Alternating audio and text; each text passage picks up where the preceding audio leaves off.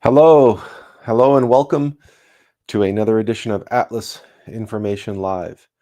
I'm your host, Atlas Alex, and today, thankfully, I did not make you wait.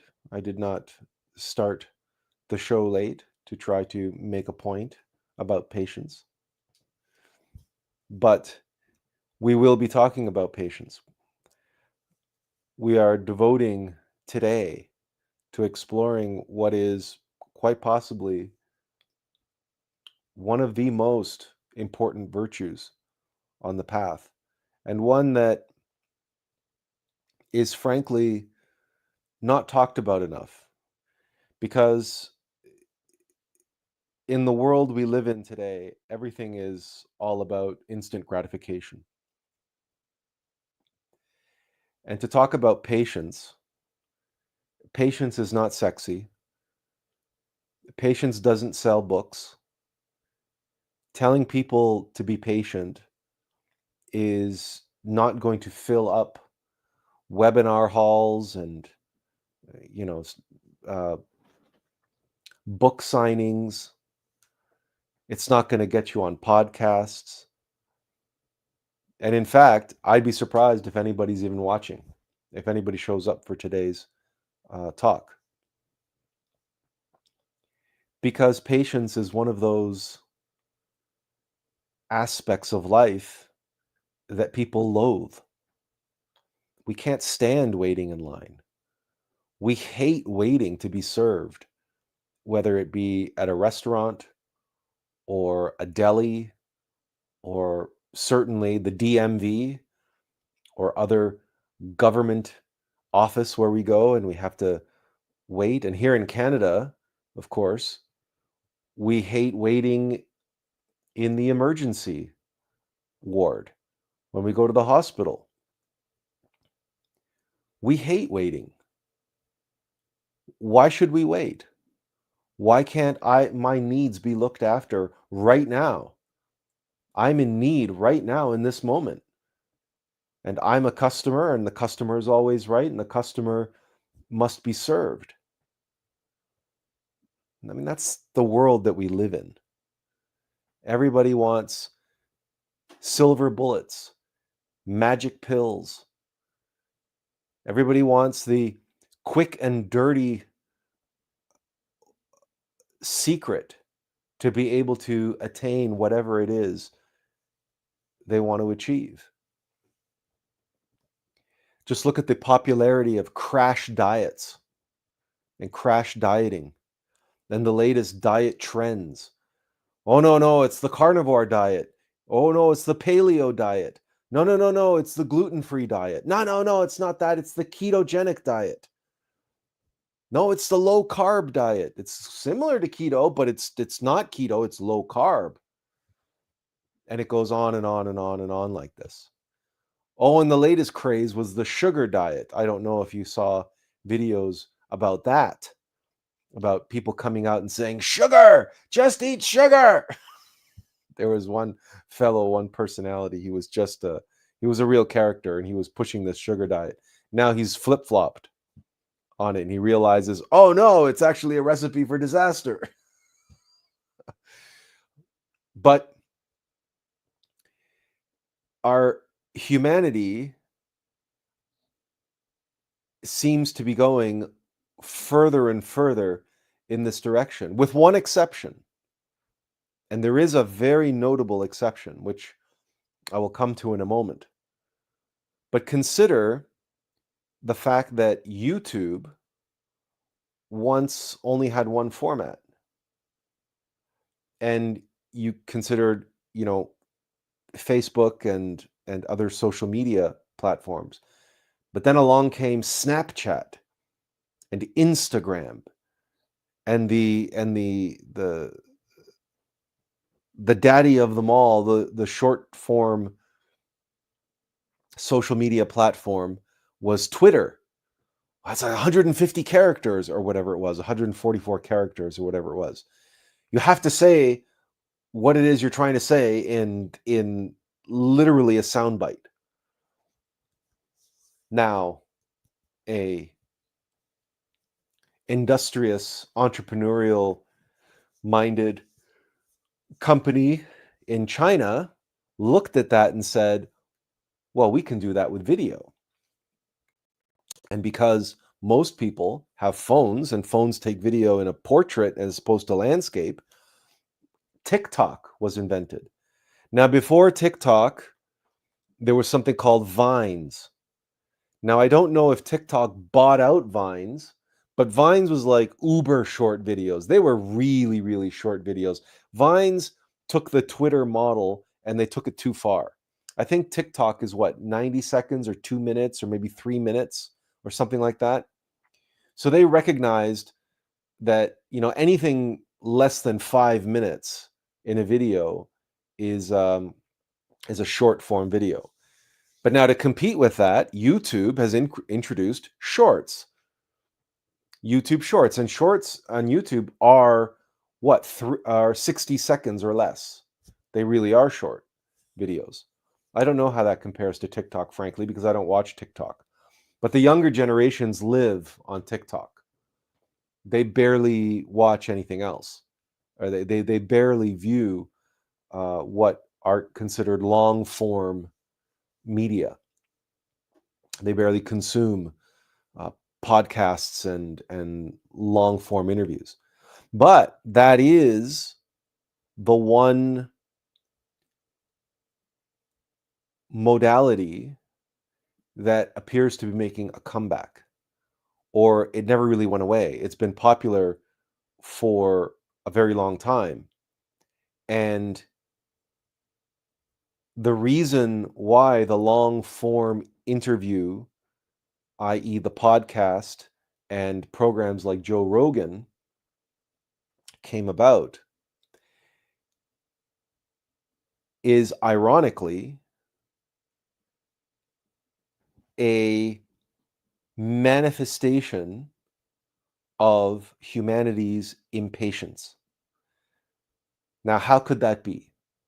How is that possible that the long form podcast or the long form interview that's possible on the internet is a sign of people's impatience? Well, precisely because the long form interview died on mainstream media. You could not find long form interviews on mainstream media. At best, on late night talk shows or daytime talk shows, or even so-called investigative journalism programs like 60 Minutes or other types of nonfiction news-related broadcasts. The maximum length of such a program was 60 minutes. I mean, it's right in the name of the bloody show, 60 minutes. And even if they devoted the entire show to one guest, to one interview, the most you were going to get was 42 minutes with that individual, because you had to leave time for commercials. And for a viewing audience who was actually interested in the individual being interviewed, and they were actually interested in that individual being able to share what was unique about their worldview or their experience or their insights or whatever the case may be, 40 minutes, give or take, right, was barely enough to scratch the surface. So it always left the viewer feeling dissatisfied. And the fact that those commercials were constantly interrupting and breaking the flow of the conversation, and very often leading to segues and non sequiturs, and through editing and all the other wizardry of television production, even if the conversation was going in an interesting direction, the interviewer will say, "Well, we just have to take a break now for, we'll need to take a short break, but we'll be right back with so and so." And when they come back, it's a completely different new question and a completely different topic. And this leads to a kind of frustration in viewership, which is a kind of impatience. You lose patience with that format, which is too brief, it's too shallow, it's too superficial, it's too soundbite oriented for people who have a real interest in that material, a real interest in learning, in going deeper, in getting to know that individual or that expert and what they know and the depths and breadth and scope of what it is they know. So this is one way in which we need to expand our own definition of impatience and recognize that typically we associate impatience with having to wait for something. But if we feel into the word and we consider the example that I just gave you about a viewer losing patience with an interviewer or losing patience with a short form interview format, or what about a parent who loses patience with a child who is misbehaving, a child who is having temper tantrums or whining or complaining or constantly pestering them, right? You can think of the archetypal child. There's a Canadian comedy group back in the 90s called The Kids in the Hall. Well, late 80s, early 90s. And one of the comedians created this character called Gavin. And Gavin used to come into the kitchen where his mom was preparing supper, and he would just incessantly just start saying, "Mom, mom, mom, mom, mom, mom, mom," and he would do this, right? And for comedic effect, they would drag it out. And we all have had that experience or are familiar with that archetype of the needy child who's pestering, who's yanking on dad's sleeve. It's like, dad, dad, dad, dad, dad, dad, right? And the pestering is there because the child is craving attention. He's attention seeking, and that's one of the reasons why children misbehave and throw temper tantrums and such, is because they're just craving attention. But when a parent runs out of patience, they lose their patience, they raise their voice, they get angry, they get frustrated, right? They've lost patience. Is that really a function of time?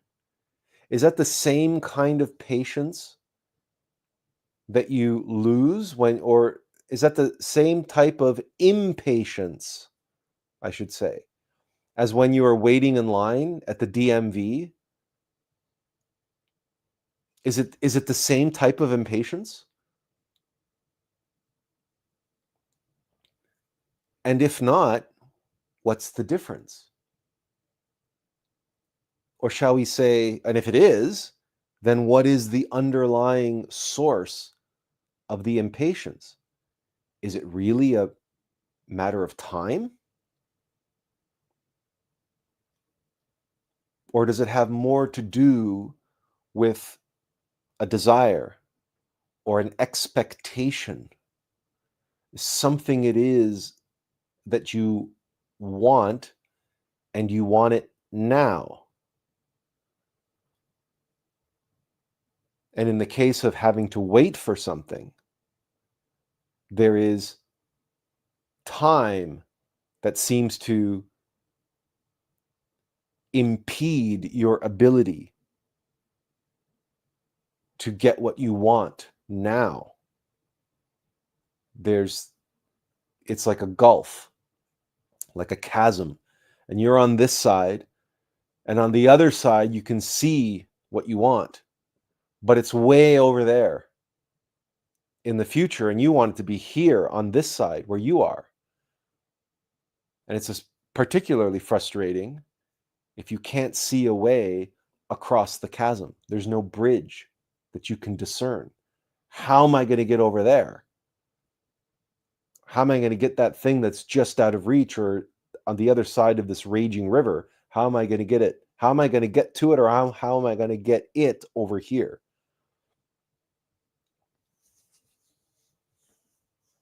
So there's a kind of separation there, a distance that causes this, that triggers a frustration that makes one impatient.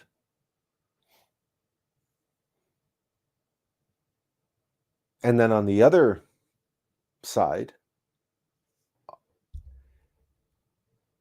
your patience is tested a different way.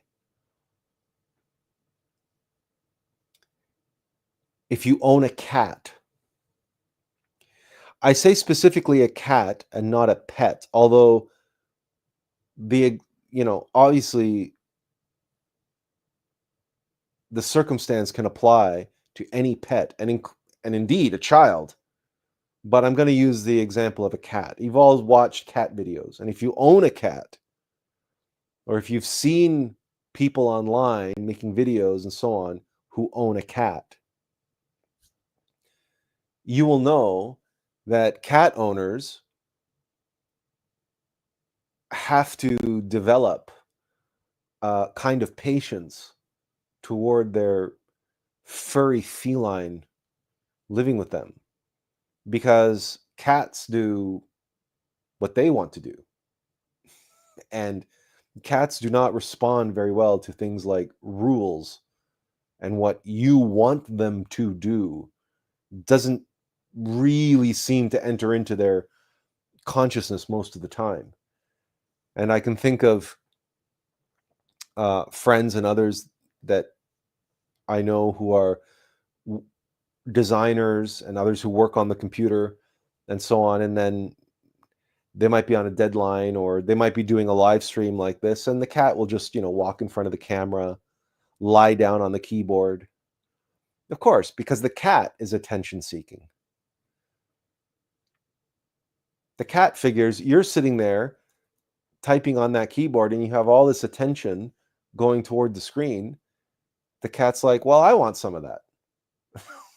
Or that keyboard there must be something great about that keyboard because he's typing on it all the time. There must be something magical there. That's got to be worthwhile lying down on. So the cat will come between you and your work, because in that moment, all the attention and concentration and focus and effort and energy that you are pouring into your work, the cat wants to be the recipient of that. Again, like the child who is attention seeking, who will pester their parent, mom, mom, mom, mom, mom, mom, right? Because, mom's trying to, do whatever it is she's trying to do. And maybe it's prepare a dinner for guests, and she's on a deadline and they're going to be, arriving soon or whatever.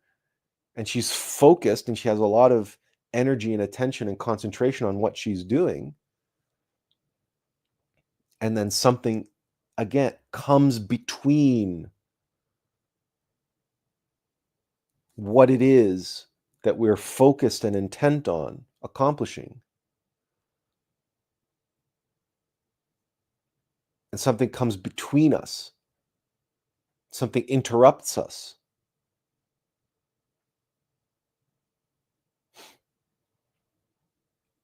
So there is a direct kind of connection between these two forms of impatience. We're focused and intent on something. Now, what's interesting about impatience is that it's not only things we want. In fact, if we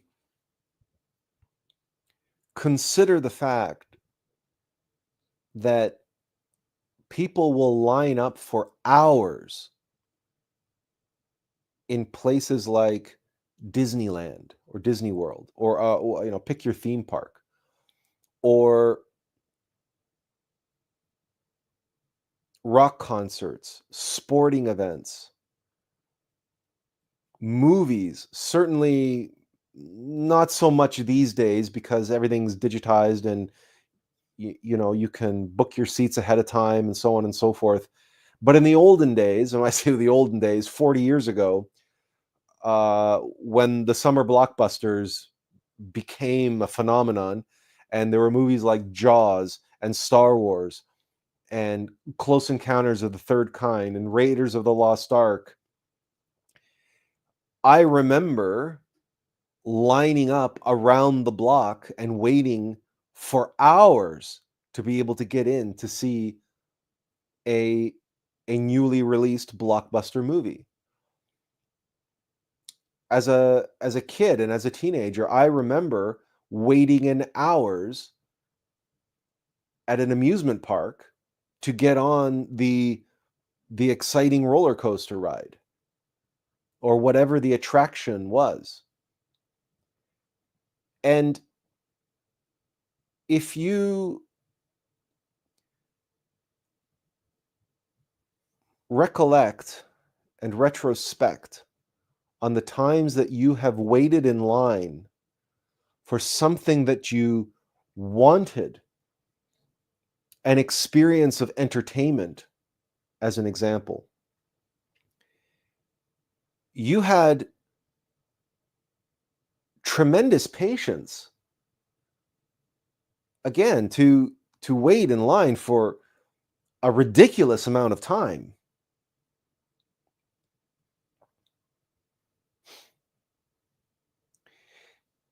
Impatience really seems to rear its ugly head as it relates to something that we need or that we feel we need. There's urgency, in other words, to impatience, right? There's no urgency to get on a roller coaster, right? It's not a life or death situation as such. It's just fun entertainment. It's just, it's the same with anything like that we stand in line. So at amusement parks, standing in line for hours, you've taken the day, generally speaking, you've blocked off that time for entertainment anyway. It's just a frivolous thing, and you know that.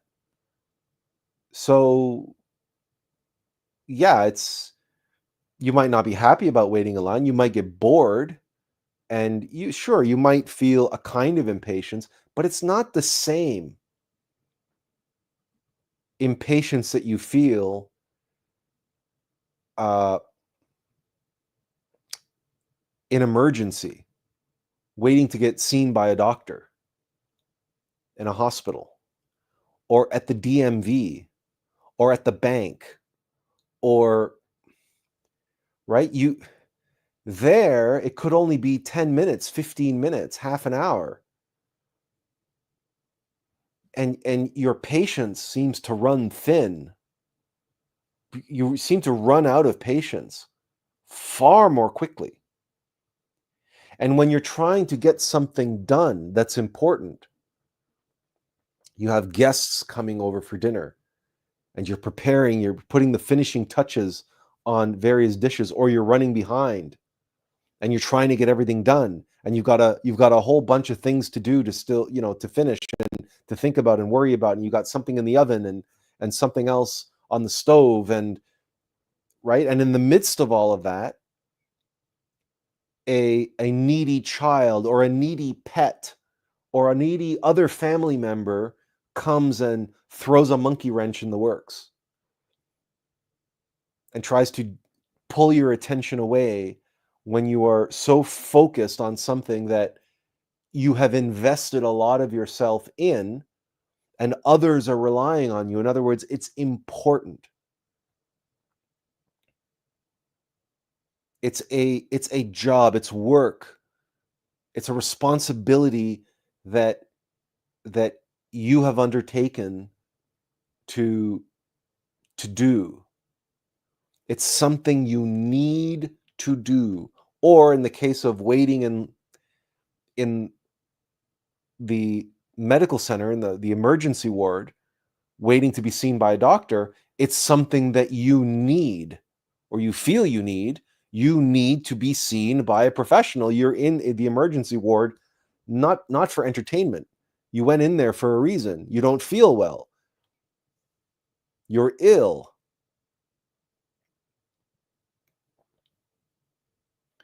So patience or impatience becomes more acute and more intense when we are dealing with something that is about what we need, as opposed to what we just want. Now, this is key. This is critical, because you may have been expecting me to leap onto, oh, it's just ego, it's just a desire. But no, impatience is not just that. It is and it isn't, but it's not. We can't brush it aside and, like, it's just something that you desire that you're not getting, therefore you get frustrated, and that's impatience. No, that's frustration.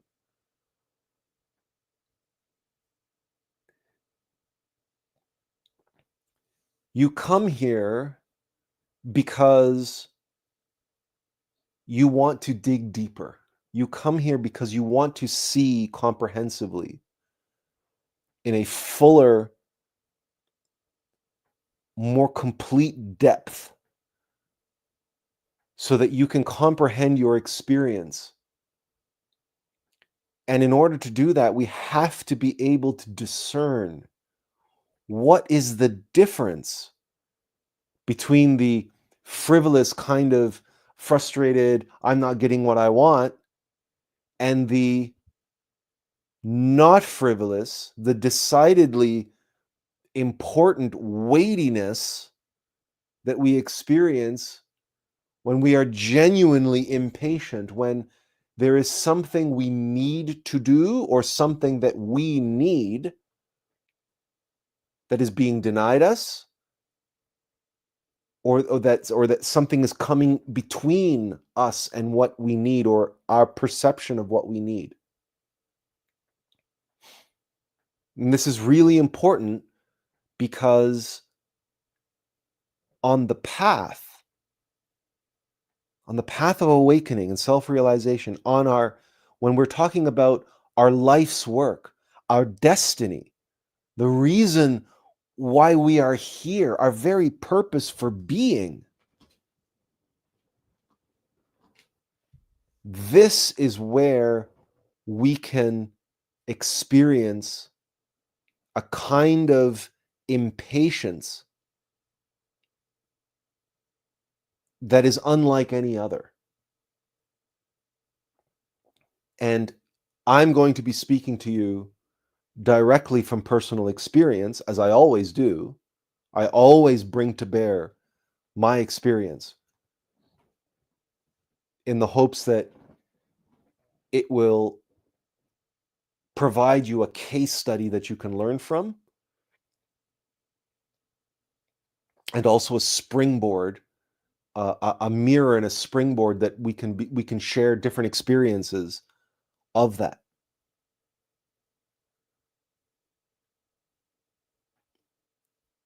And why it is that patience is a virtue. And why it is that patience may be the virtue for those on the path of awakening and self-realization. For anyone who is here to accomplish anything. For anyone who genuinely longs to fulfill their life's work and to be who they were born to be and fulfill the work that they were meant to fulfill.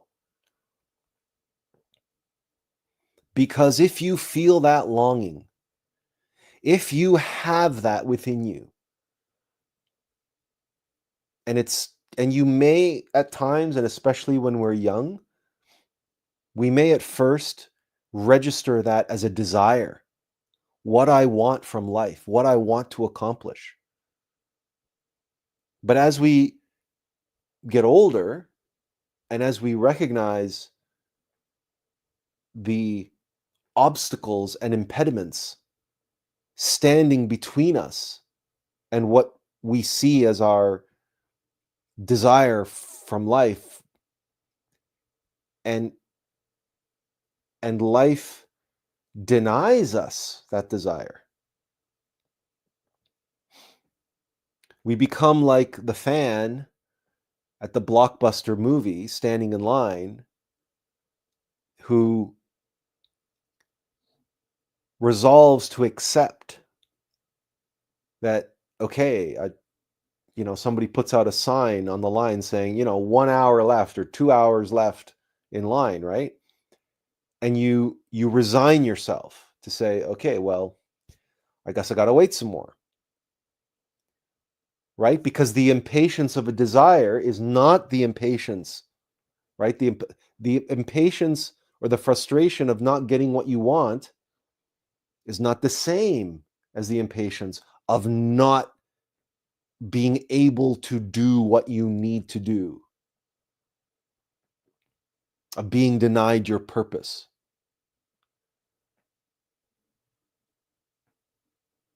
And that's why I began with that, to distinguish and discern between those two things. So as the frustration, as that what you desire, kind of you resign yourself to say, okay, I'm not going to get what I want, and the desire dissipates because it runs out of steam, the ego runs out of steam to desire that, as it resigns itself to knowing, okay, so I'm just going to have to wait, and I'll get excited about it when I'm closer to realizing it. But the longing remains, right? The longing was the foundation upon which that desire emerged. What you thought you wanted was not something your ego wanted, it's something your ego absconded, appropriated, and used as a springboard for a desire. But after that ego resigns itself to it's not going to get its desire, it dissipates like a morning mist, a morning fog, right? Dissipates in the rising sun. But the longing is there, the longing remains, because the longing emanates from your higher self. The longing emanates from who you truly are, and the longing is an inner knowing that stays with us, that remains with us after the fleeting desire has dissolved away and resigned itself that I'm not going to get what I want, but the longing remains. And that longing comes with it a knowing that this work, this enterprise, whatever it is that I long for deep down, it is an aspect, it belongs to my very being. And therefore, what could possibly be more important than that? And what could I possibly need more than to fulfill the longing of my being? Now, if you are here, it is very likely that you have felt a longing of some sort which emanated from your being, which you knew was absolutely coming from within and was absolutely connected to who and what you truly are and why you are here. And if you felt that,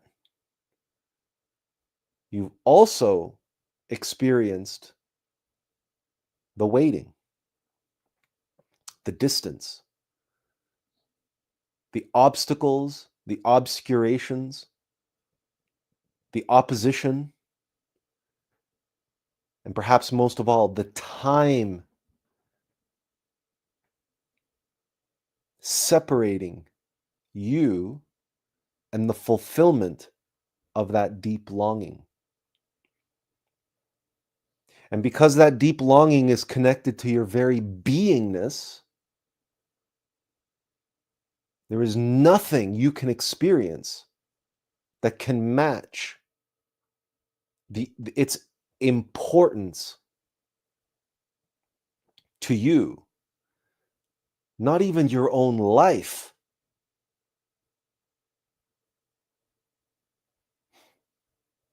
Because even your mortal existence is secondary to the purpose for your being, the purpose of being. We know this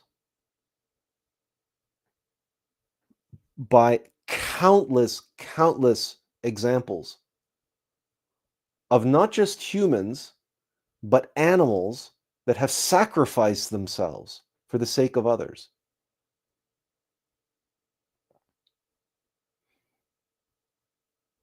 In that moment, their longing, their purpose for being, to be selfless and to serve others and to protect others, etc.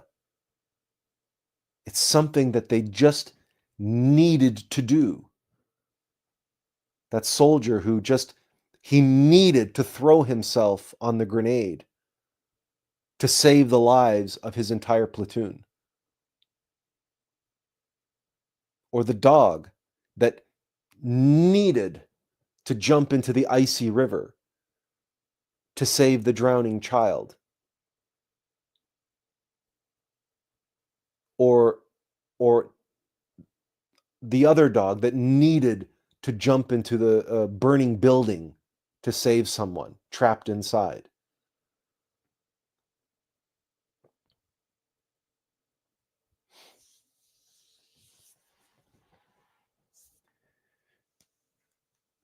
So when we feel intensely and acutely such need that emanates from the very essence of our being, and we are denied that, nothing but obstacles stand between us and the fulfillment of our life's purpose, this is the opportunity and the trigger for the kind of impatience that I want to talk to you about today. This is the impatience that we're talking about now. An impatience which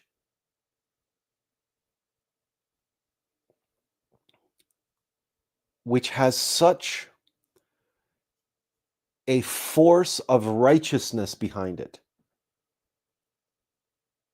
that it is the most compelling and potentially dangerous and self-sabotaging form of impatience that exists. And it is one that is particularly targeted toward and devastating to those of us on a path of meaning and purpose, on the path of awakening and self-realization.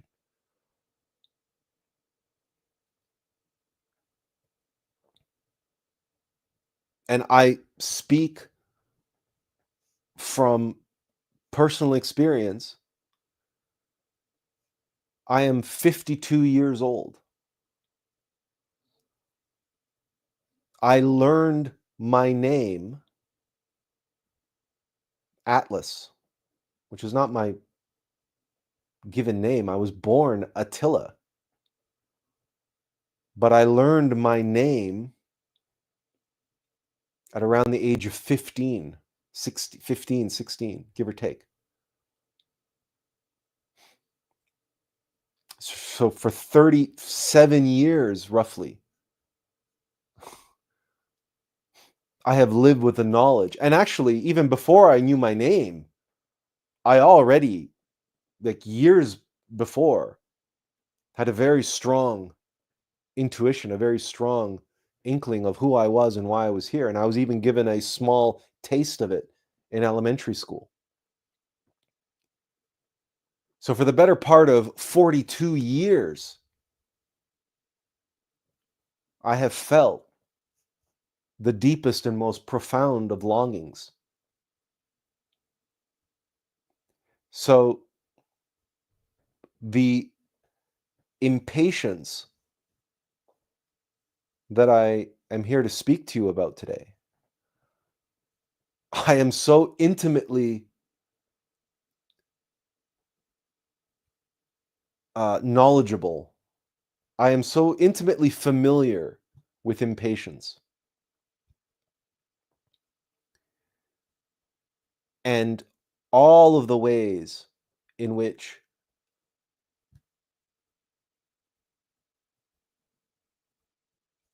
having a longing and knowing something about your destiny, your purpose in life is an opportunity. It's like that source of light, that source of energy, that drive inside of you. It's irresistible to entities that would exploit that power and energy for themselves.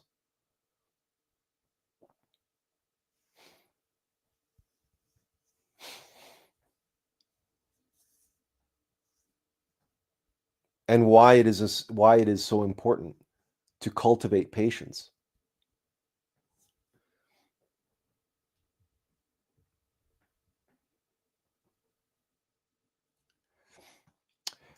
Couple quick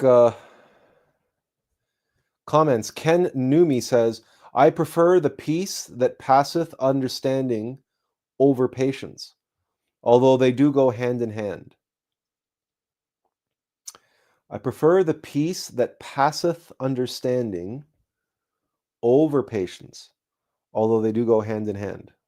Okay, you may wish to elaborate on that at some point, Ken. And he says, I knew that was you.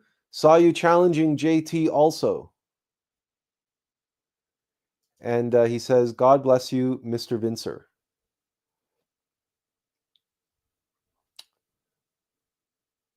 Interesting. There seems to be a conversation happening somewhere that I'm not privy to. Anyway, um,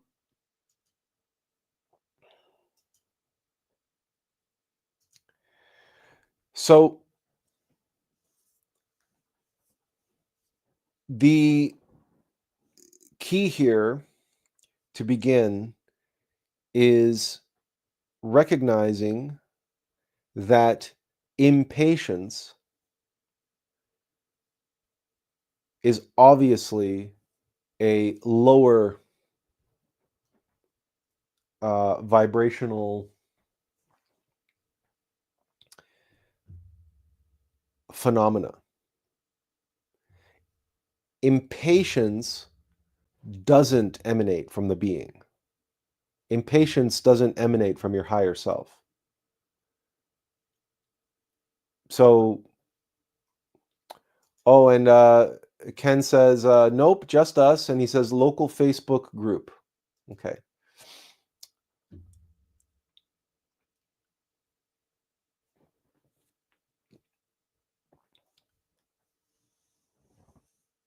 You feel impatient. I feel impatient. We feel the frustration and the pain that arises when we are unable to fulfill that which is burning in our hearts, that longing to be able to do.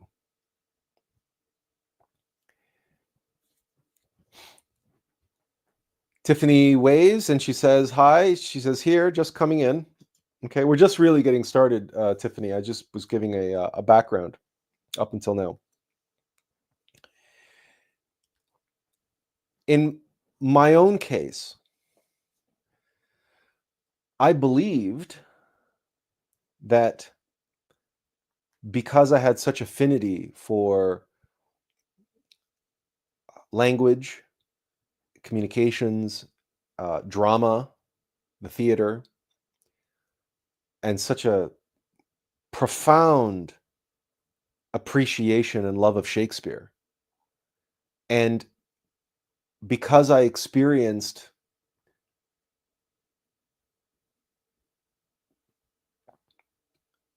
being touched by the divine when I watched certain films,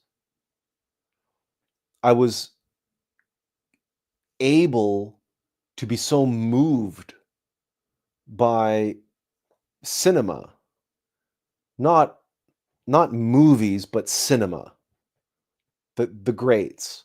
But the greats do include some pop culture icons of cinema, like Star Wars, right? Like Jaws. Jaws, the original blockbuster, right? I've talked in the past about, I've used Jaws as an allegory for ego and why ego needs to be brought to the surface. And that great line from the end of the film, smile, you son of a bitch. Well, that's the moment of comprehension when we can eliminate that which normally lurks in the depths of our subconscious mind, right? So I wasn't able to articulate any of this when I was a kid, but I was compelled and moved by stories, these modern myths, these allegories. And I always knew them as such. I always knew them as fairy tale, even if I didn't know all the details. I couldn't extract all the hidden meaning. They, the universal truths, those hidden meanings moved me somehow, that I was being touched by them. Even if I couldn't process them up here necessarily, I could still see them, I could feel them, and I could connect with them.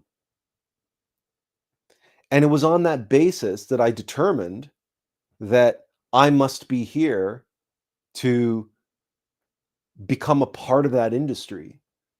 And I will make art that moves others in the way that I'm moved. And I will be making films that communicate these timeless universal truths in an entertaining and inspiring way, and reach the masses and reach the people that need to be reached. And that's why I went into English dramatic arts. I went to theater, and then later radio, and I tried to get into film, and I write about all the details in my book. But when I finally made it into um, see the president of Alliance Atlantis here in Canada, and I knew him to be Hungarian, and I was Hungarian. I've told this story many times, and I also talk about it in the book. And that door was slammed shut in my face, and my one calling card, my ace in the hole to break into that industry, because it's not what you know, it's who you know. It was all about connections, and it was all about being able to play your ace card. And when that door was slammed in my face,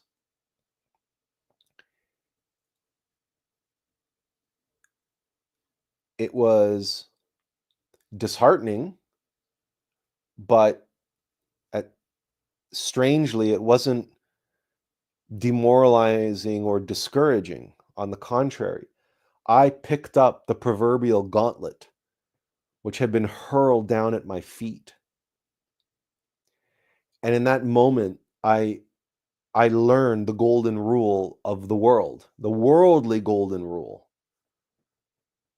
Not the golden rule as Jesus taught it. No, no, no, no, no. The golden rule that the world actually works by, which is he who has the gold makes the rules. Because I was convinced that had I walked into that office, not as a bright-eyed, bushy-tailed, naive 20-something, uh, you know, trying to appeal to the president of this studio on the basis of a cultural connection, saying that I know that there's lots of Hungarians that work at Alliance Atlantis, and I know that he's Hungarian, and that I will sweep floors, I will fetch coffee, I will work my ass off, I will earn my way, and I will earn my right to be able to impress, and I'm not looking for any failures. There's only one favor. I'm not looking for any favors. There's the only favor that I ask is that you open the door and let me come in and work hard and commit myself to the work. And I will earn the trust and respect, and I don't want any favors after that.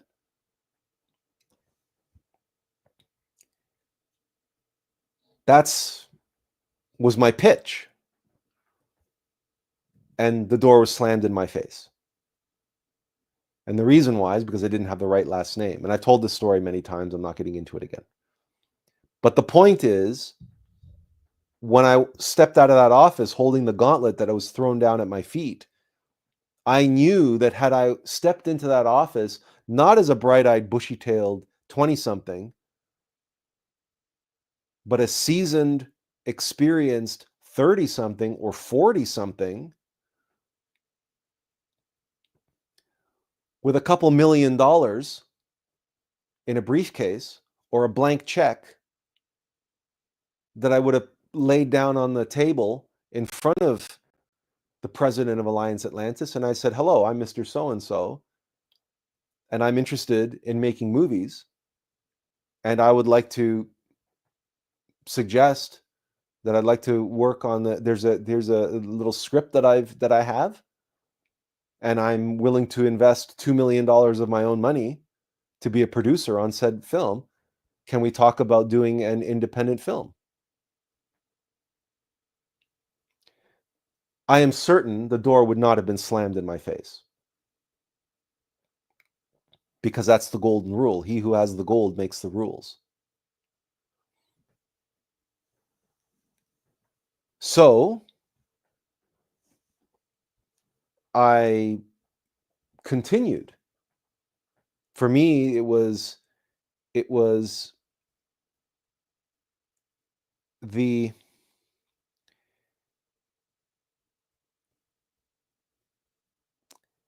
The impatience of being denied that which I believed I was here to do led to this self-righteous processing of why that door had been slammed in my face,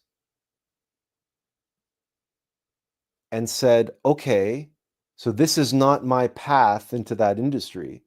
If I'm going to do what I believe I'm here to do, or at that time, what I believed I knew I was here to do, then I would have to come at it from a different direction. But I embarked on that new direction with with with a kind of self-righteousness, with the kind of impatience that someone who's desperately trying to complete their work on time and is interrupted by a child or a pet or something, and they self-righteously will shoo that child or that pet away, perhaps even pick up that cat and throw it across the room. Don't worry, cats can handle that. They always land on their feet. But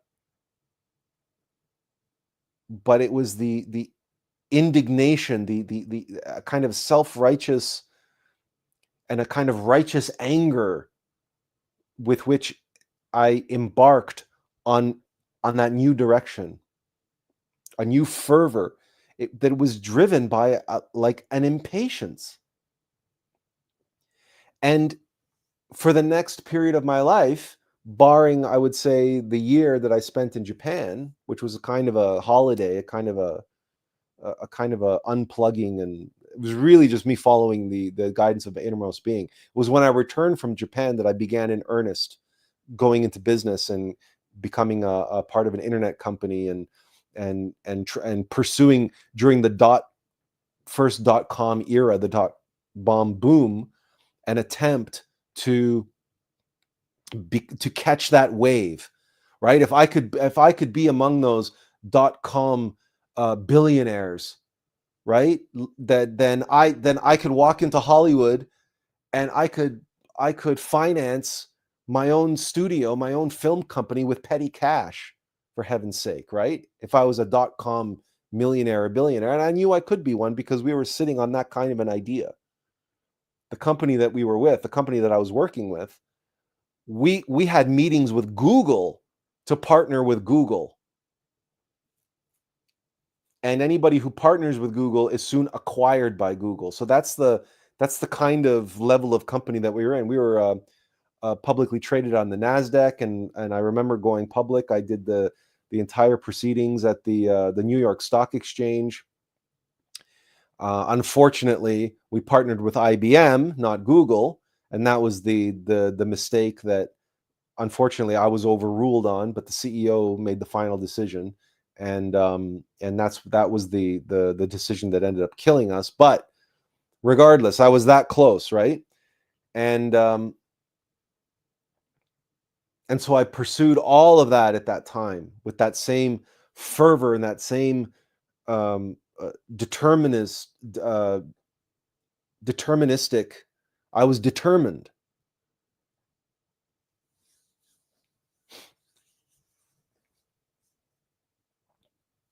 And that same determined, self-righteous impatience, because I knew what I was here to do.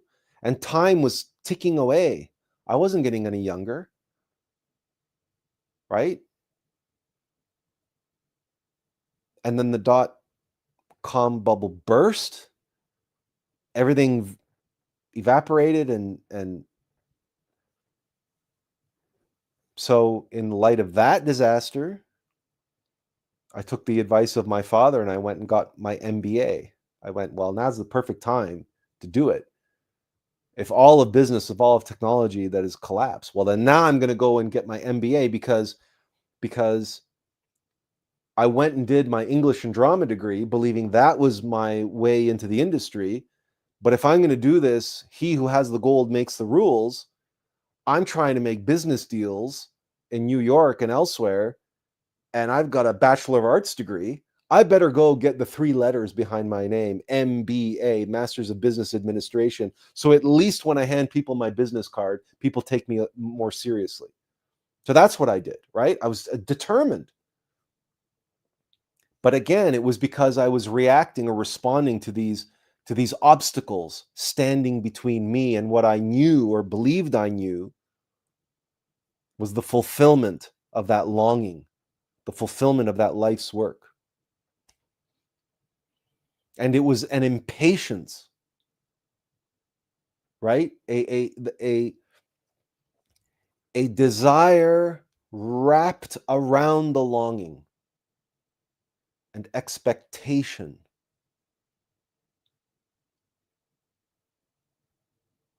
And a desire to close the distance. It was a failure to discern, to know that knowing one's purpose is only half the battle. It's not the be all and the end all. But it didn't matter. Not to me at that time. All I knew is what I was here to do, and it was such a strong longing. I felt it so intensely. And every time I pursued a new avenue towards it, because I was very intuitive and I was in touch with my intuition agreed. Yeah, you got to pursue this. You got to go in this direction now and go in this direction now. So my self-righteousness was always backed up by that intense longing and that intense knowing.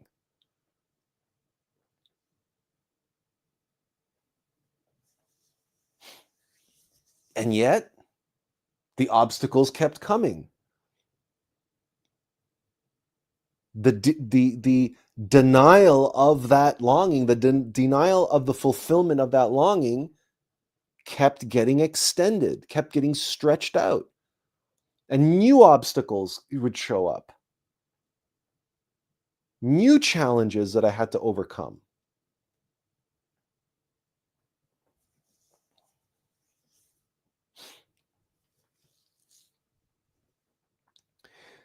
I don't want to get too many comments behind here. Ken Numi says, I'm actually enjoying these streams that pop up on my feed. I apologize for derailing at times. No worries, Ken.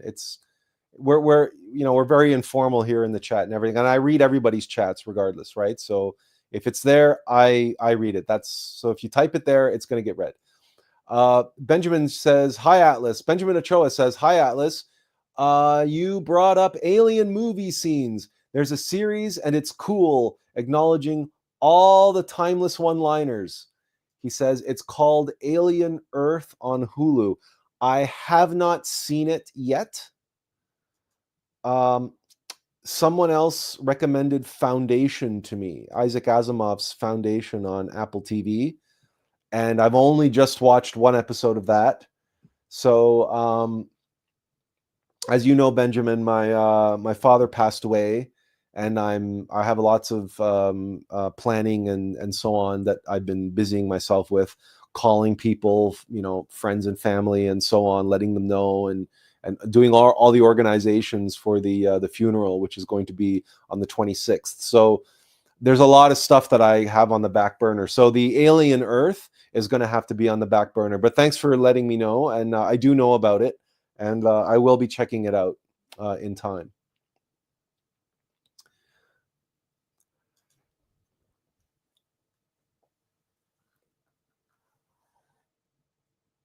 So what happened with my impatience and self-righteousness and indignation and determinism that I was going to do I was going to make happen. I was going to make it happen. My purpose for being, it was up to me to be a go-getter and go out and make it happen and get it done, right? Isn't that what all the self-help people say? Isn't that what all the millionaires and the billionaires and all the elites and all the successful people and all the successful athletes and all the successful actors and movie stars and everybody in the public eye, when they talk about their life work and they tell you, oh, it's how, like Michael Jordan, it says, oh, it's all about failing until you get to the top. You fail after failure after failure after failure. You keep to the top, but you keep going, you keep pushing. Right? You got to make it happen. You got to get up every morning and nose to the grindstone and all that rhetoric, right? You got to make it happen, right? I had to make it happen. I couldn't let my higher self down. I couldn't. I had to do my part. I had to pull my own weight, nose to the grindstone. And I had to drag this world kicking and screaming into providing for me the open doors, the runway that I required in order for my purpose for being to be able to take off from. I needed that launch pad. And I was going to build that launch pad one way or another. I was that determined. I was like, like a war dog serving his master in a time of war. Or a police dog serving, the sergeant. I was going to do my part, damn it. And I wasn't going to let anyone or anything stand in my way.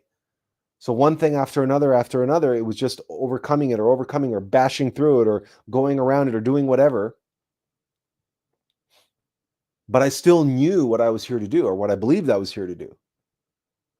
And I was going to do it. I was going to make it happen.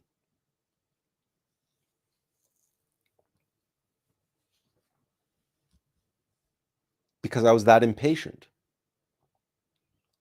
I didn't have any patience for the world.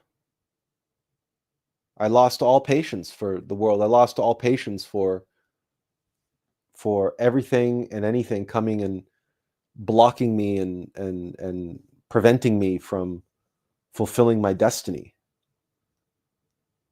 And I lost patience for those who told me to go out and get a job and get a real job or do something else. Abandon that dream of yours. That's never going to get you anywhere. That's just pipe dreams. You're never going to make any money with that. You're never going to have a living with that. So I lost patience for family. I lost patience for friends who went off and got, had jobs and got married and started having kids. And where was I? Right? Nowhere. But I was determined. I had that longing. I couldn't turn away from it.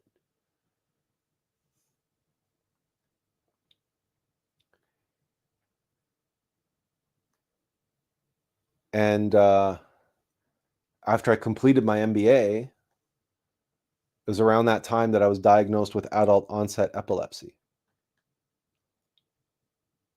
And my life spiraled into hell, where I lost my driver's license. I lost my fiance. I lost my prospects of, doing any consulting work, making any money that way. And and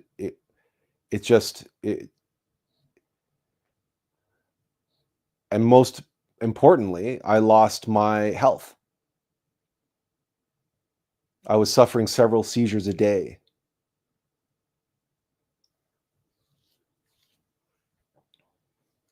And the rug that was pulled out from under me was so extreme and so intense. I fell so hard and so fast, and the roller coaster ride through hell that I went on for the next several years, until I finally ended up, lying in a hospital bed at London Health Sciences here in Ontario, at the epilepsy center there, with a couple holes drilled in my skull and electrodes placed against my brain under my skull. And they were monitoring me, trying to determine where my seizures originated from in the brain, so that they could offer the best that they could offer to cure my epilepsy, and that was to perform a partial frontal lobectomy and cut out a quarter of my brain and give me 50-50 odds of curing my epilepsy.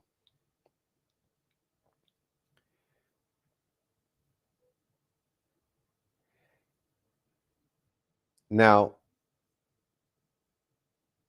I had doggedly pursued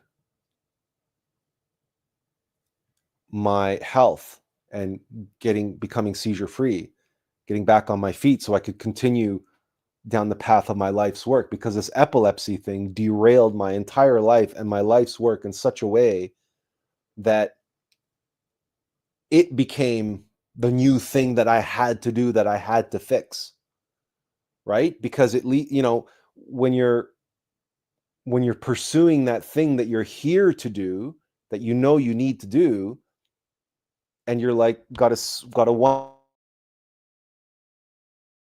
keeping the engine on the tracks going towards your destiny, that's one thing. But when the entire train gets derailed, now your whole focus for being, your whole purpose for being, is to get the train back on the tracks, right?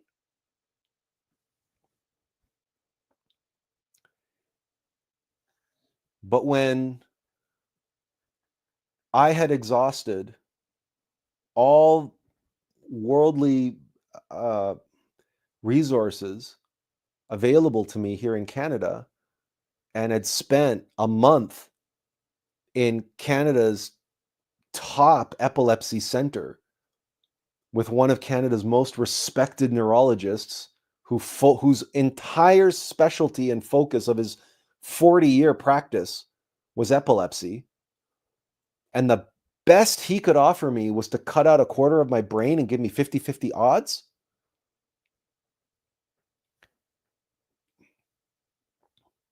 It was then that I realized, and for the first time in my life, I broke down and I fell to my knees, and I was truly defeated. I was truly defeated. I had done everything I knew how to do. Like, what else is there? What, you go to the top experts in the field in your country, and you go through their processes, and they drill holes in your head, and you go through like minor brain surgery, and you have electrodes on your brain, and they're like, you go through all this stuff, and they present you with an offer that you cannot accept, because the still soft voice said, you need all of your brain. You're not letting them cut out your brain. So this is a non-starter. Forget the 50-50 odds. This is a non-starter. But I had to go through the process. I had to go and see what was the end of my determinism, of my self-righteousness, where my impatience took me. And it took me to a dead end. It took me to the precipice of a sheer cliff face and a drop. And that's when I fell to my knees and accepted the truth. This longing that I have, this purpose for being, this destiny that I was so determined and so convinced that I was here to do and that I was here to make it happen? I couldn't even get the train back on the tracks.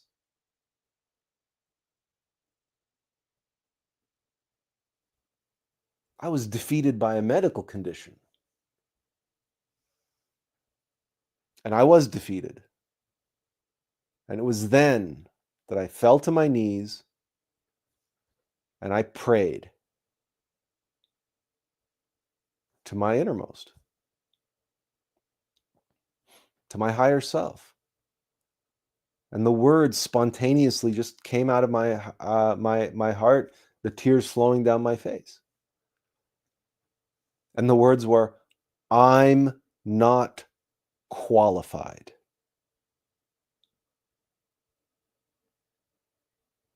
I'm not qualified. I'm not qualified to fulfill this destiny that I felt the longing for since I was a kid and since I was a teen. And for all those years that I was doggedly pursuing it, single-mindedly with a one-track mind, self-righteously convinced that I'm going to do it and I'm going to do it and I'm going to do it because I felt so profoundly that it's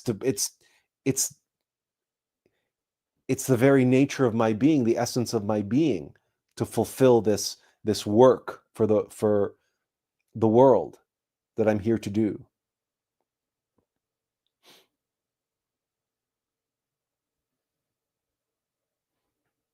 That I was so impatient to want to get on with it and do it.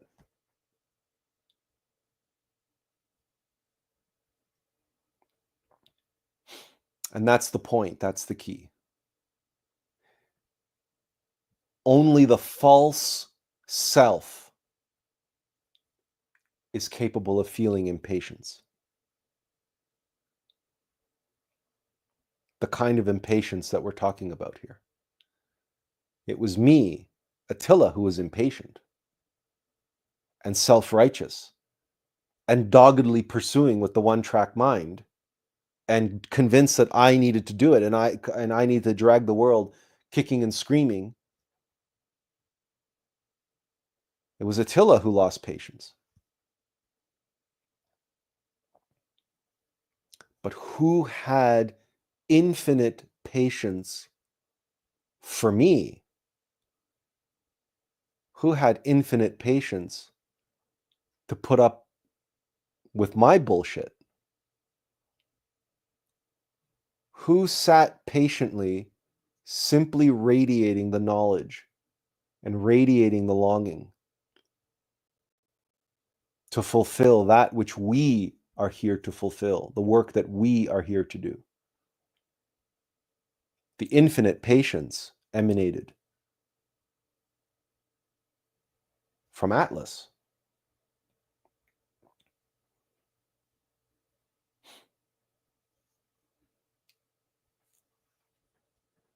And it was only through defeat, it was only through supreme humiliation. That's the dropping to our knees part that Ken highlights here. This is the common denominator. This is the key. Because one who drops to their knees, that's an act of humility. That's when you know you're out of your depth. And you drop to your knees because you appeal to a higher power. And you accept failure.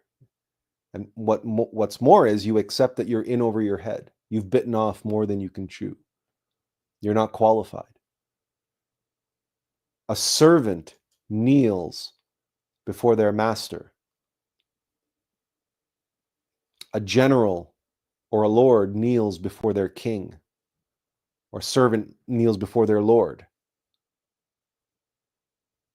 And so, too, does a mortal vessel and servant kneel before his Lord, his Father in heaven, his innermost being, his innermost essence of God within, the innermost intimate Christ. our Lord and our Savior. Because it was in that precise moment on my knees saying, if there is a way, I've opened up Google on the computer. If there is a way, tell me what to type into Google and I'll type it. And he did. And I was led to a website that was begun by a veterinarian called Dr. John B. Symes, talking about an elimination diet that helps people on the autism spectrum cope with their symptoms, or helps anybody with any kind of neurological problem. It helps deal with that. It was called the GARD, the glutamate aspartate restricted diet, or the gut absorption recovery diet. And it eliminated foods, and by putting myself on this diet, my seizures essentially stopped the next day.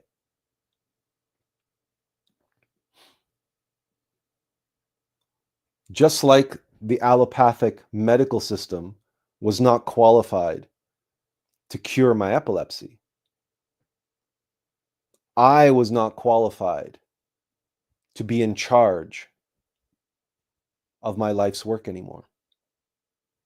I'm not the one who's going to make it happen. I'm not qualified. I'm not the one who writes the books. I'm not the one who speaks during these live streams.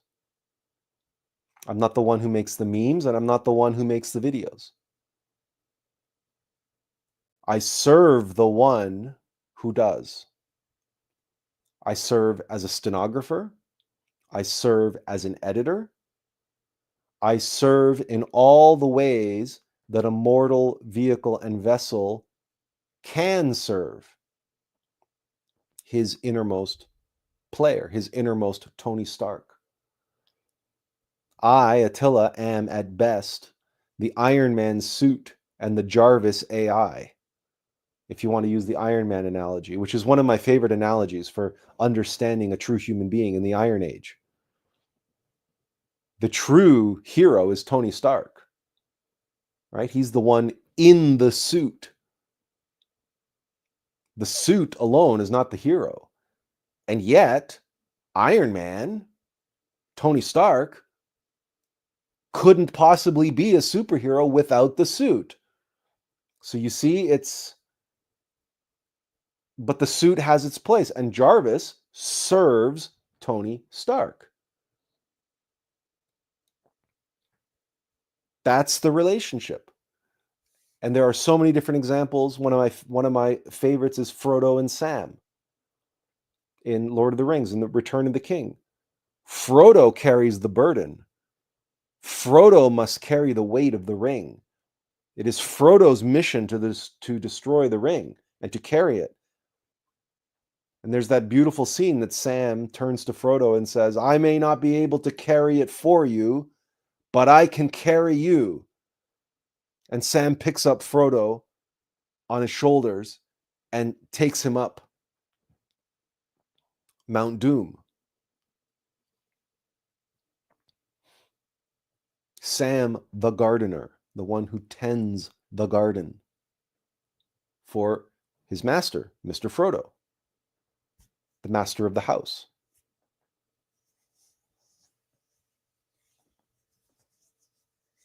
And it was only after I had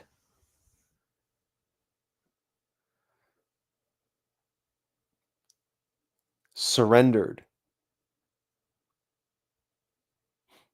And that's what defeat was all about, and being defeated on the path. I surrendered to the defeat, and I surrendered to my inner Lord. And from that moment on, the doors started opening again. The way forward appeared. The train got back on the track. Not because I put it there. It was put back for me. Why? Because I had surrendered. I had surrendered to my divine conductor.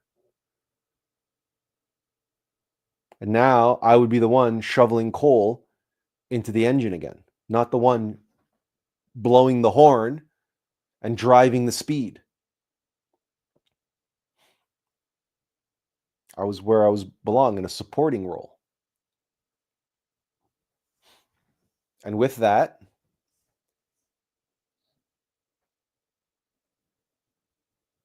impatience began to dissipate and began to be replaced by patience. Patience for myself, patience for others.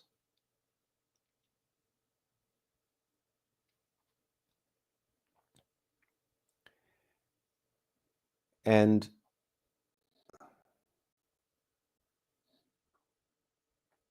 the last 25 years have been a journey of patience. Patience of being restored to health, and patience of having to endure 25 years of humility and humiliation in the eyes of my family, in the eyes of friends, in the eyes of loved ones. Patience in having to endure living at home with elderly parents and taking care of them, taking care of my mom through her cancer, taking care of my father through his illnesses, and now taking care of his final arrangements. Patience fulfilling my duty to my worldly father. And in about 10 days' time, my responsibility to my worldly father will be complete. My work for my father on earth will be done.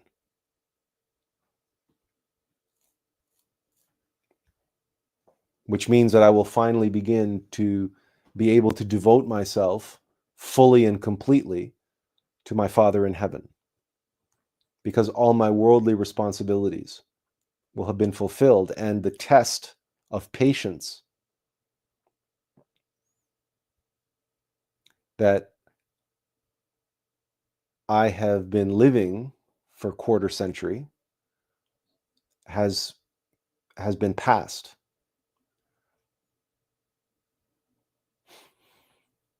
I've been serving my earthly father, denied that the fulfillment of the longing of my being, while my responsibility to my earthly father took precedent. And having to learn patience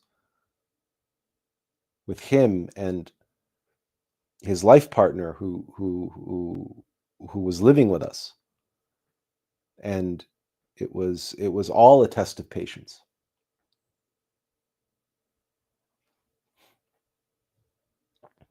And writing a book and not selling any copies.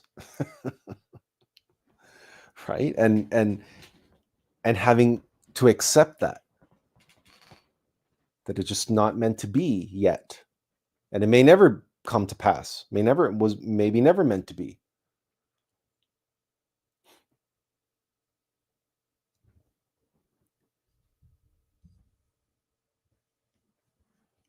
But as I stand now on the precipice of a new beginning and a new level of service and a new level of fulfillment of the work, and looking back, I realize that the whole process was just that, a process. And that at each step along the way, the longing didn't change.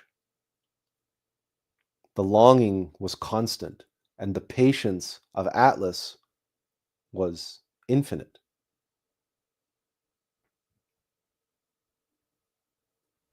The source of patience like the source of all true virtue comes from the true self, the higher self.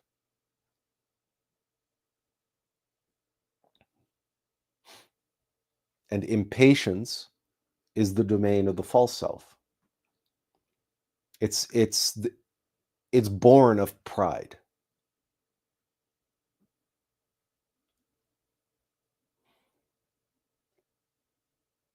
That desire that wraps itself around the kernel of destiny, that shining longing from our being. And it's a wrapper that filters and conditions that and calls it my destiny, my purpose for being, my life's work, what I am here to do.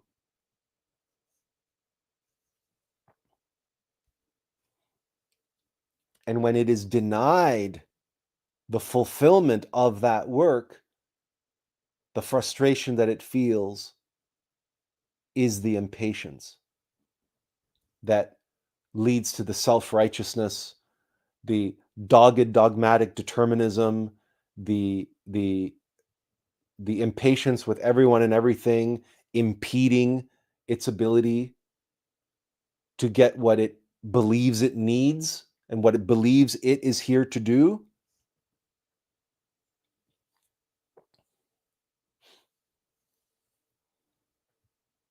And it is only when that I is faced with something that it cannot defeat, that it cannot overcome, that it cannot solve, and you are forced to drop to your knees and admit defeat and admit that you're not qualified and admit that the mission is not yours, the destiny is not yours. The destiny is yours to support and to serve. The destiny is yours to surrender to.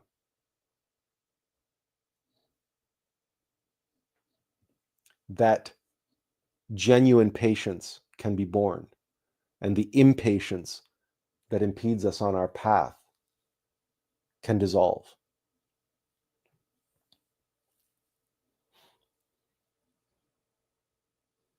Patience is a virtue because patience, true patience, is born through psychological death.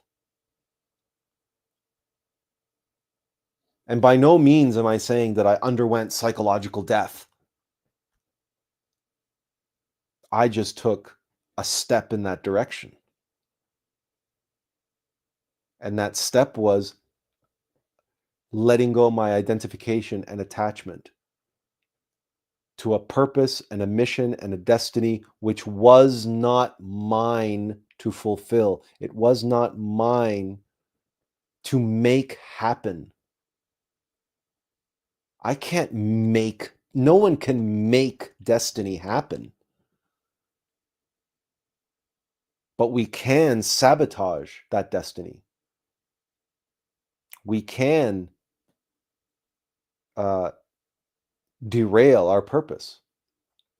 And we can also postpone that destiny ourselves with the decisions that we make.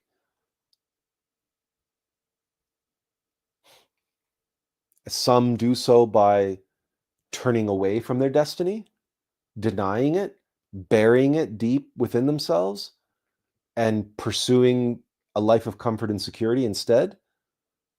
Some, like myself, grab hold of it, identify and attach to it, and say, that's my destiny. I'm going to make it happen, like I described and like I told the story.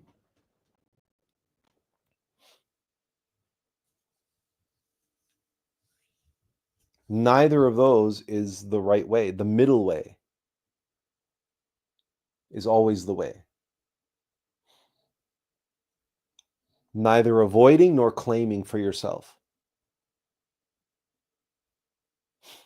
but surrendering to.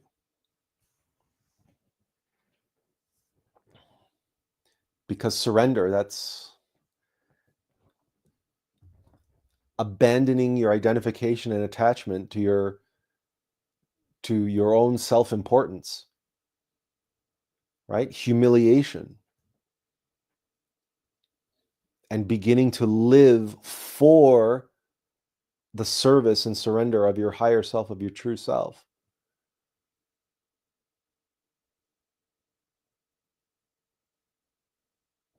This is a precursor, this is a preface to psychological death. This is the bare minimum. This is the beginning of that process, because this is the acceptance of our place in the scheme of things, our place in the order of things. When we no longer think of ourselves as Tony Stark, the superhero, but we now recognize ourselves that I'm just an Iron Man suit. And yeah, I got an onboard AI. In my case, it's called Attila, and it has a personality to boot, just like Jarvis has a kind of bit of an AI personality to him.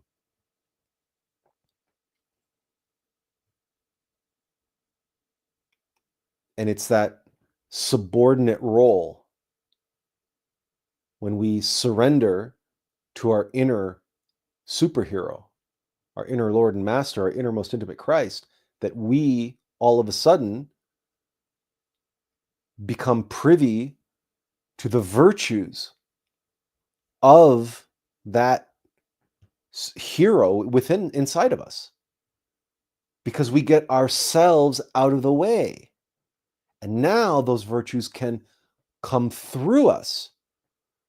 Whereas before they couldn't, because they were being blocked. Blocked by what? Blocked by the false self and the impatience that was preventing the patience that's infinite, that's inside of us, from reaching us and flowing through us.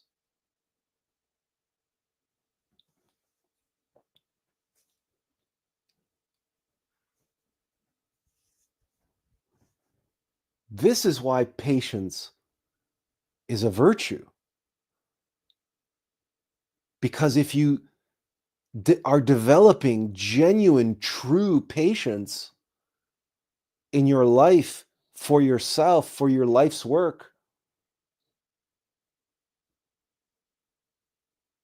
but it's genuine patience, it's the patience that's flowing from your innermost, from the source of infinite patience within, that means you are making genuine progress.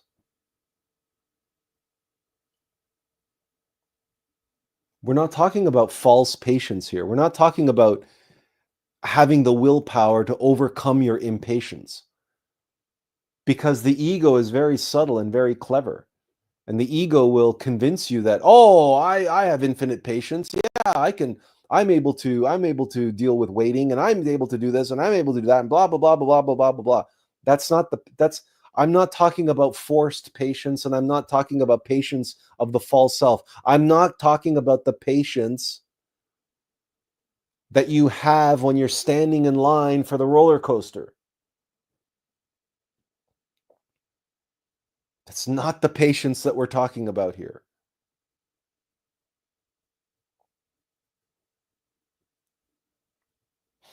We're talking about patience and impatience of the most intense variety. That's why I took an hour and a half to tell you my life story.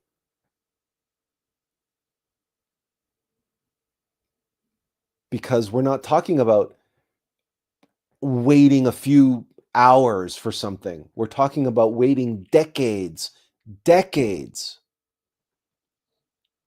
a quarter century and more in my case. A quarter century. I'm only 52. Over half of my life was spent waiting and waiting and waiting for what is now somewhere over the horizon. And it may not be a year, it may not be 10 years away. It may be 20, it may be another 20, 25 years away. The difference is I no longer feel any impatience because I know that that destiny is not mine. It is mine to serve. And what does a servant do? You watch all those great British films and European films and British shows like Downton Abbey or whatever. And what do? Take note. What are the servants doing in the room? They're standing and they're waiting. They stand and they wait. Sometimes all day. They'll stand there and wait at the beck and call of their Lord. They are there to serve. And if the Lord doesn't call upon them, well, then they just weren't called upon that day.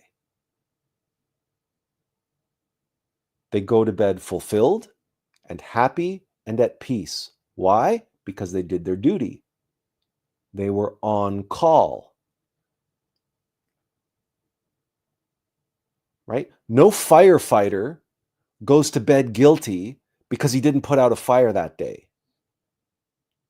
Firefighters are on call 24 hours a day, 7 days a week. They're there in the station and they're ready to go.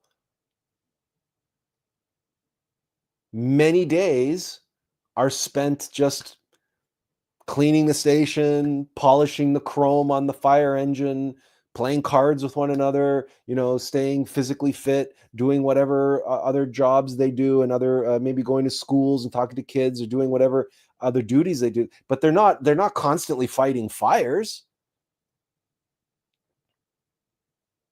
But they don't feel any impatience, do they?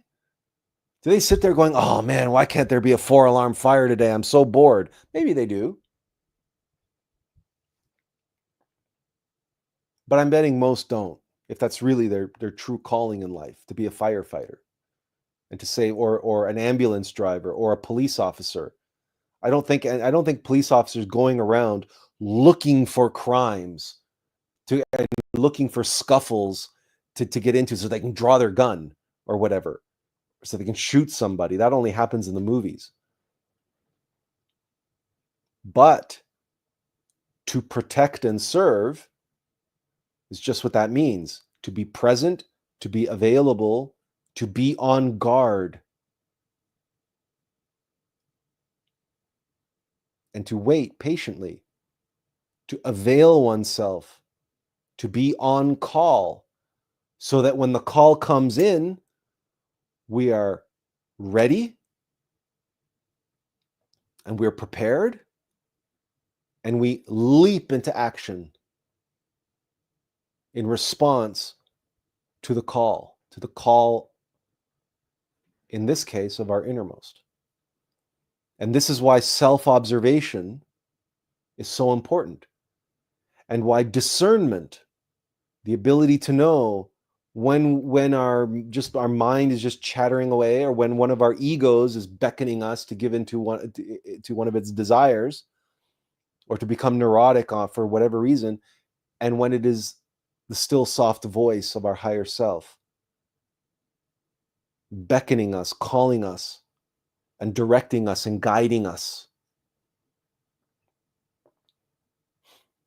Patience is being.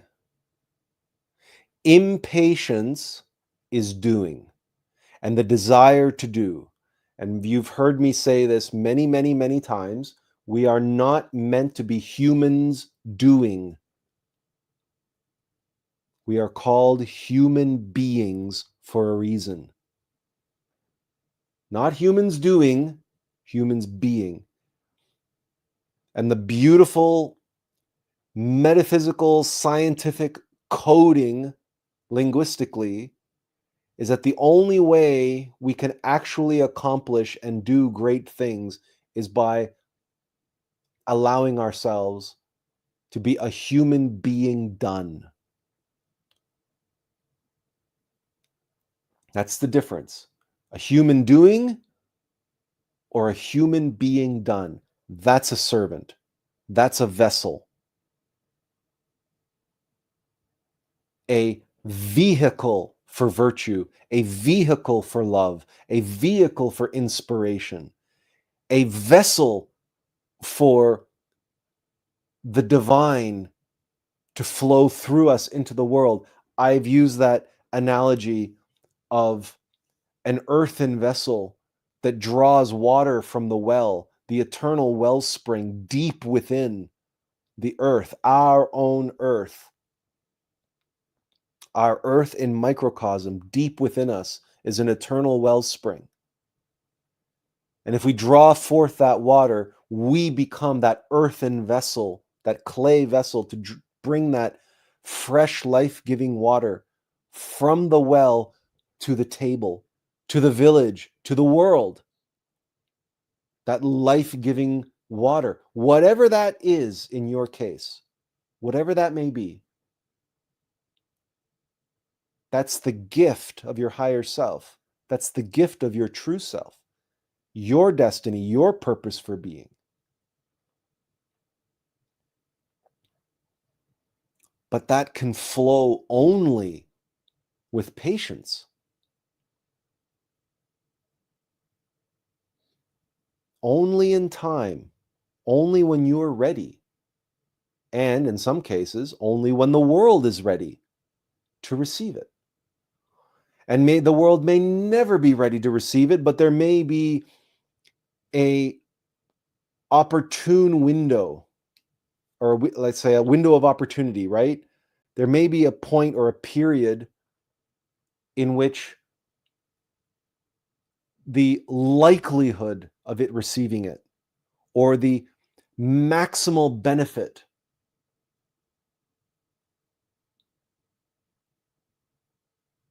and it might be a very narrow window.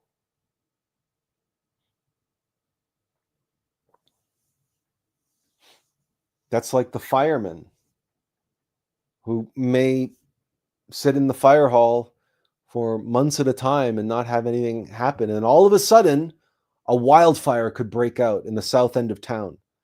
And all of a sudden, for 4 weeks of intense firefighting every single day, 20 hours a day, that firefighter might be working more intensely than he has in the previous 10 years of his life.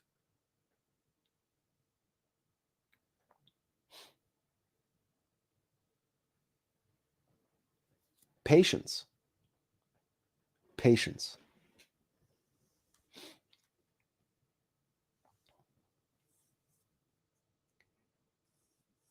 And the patience, again, doesn't come from us. It's not a question of you cultivating it. It should arise effortlessly. And if it doesn't, it's because there's too much of you in the way of it. Right? There's too much impatience preventing it. There's too much of the false self in the way. Not enough surrender to it. Not enough humiliation. Not enough bending of the knee. Not enough reorientation of yourself to yourself. Because virtue and love and kindness and compassion, these arise spontaneously without effort. The super effort is the letting go of identifications and attachments, the comprehension and dissolution of egos.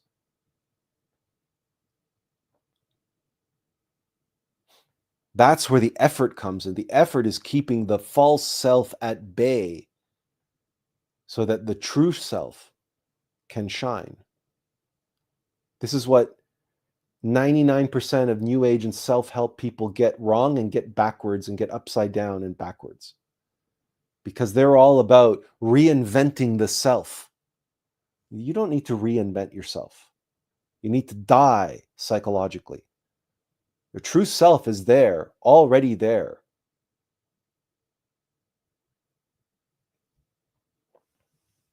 Just like the longing for the life's work, just like the longing that you have that emanates from your being. It's there. You don't need to invent that. And you certainly aren't going to make that happen.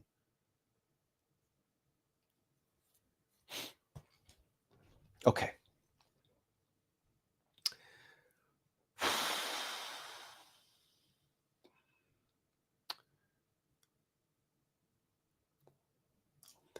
Ken was just commenting, my goodness, when he heard the story of the epilepsy and so on.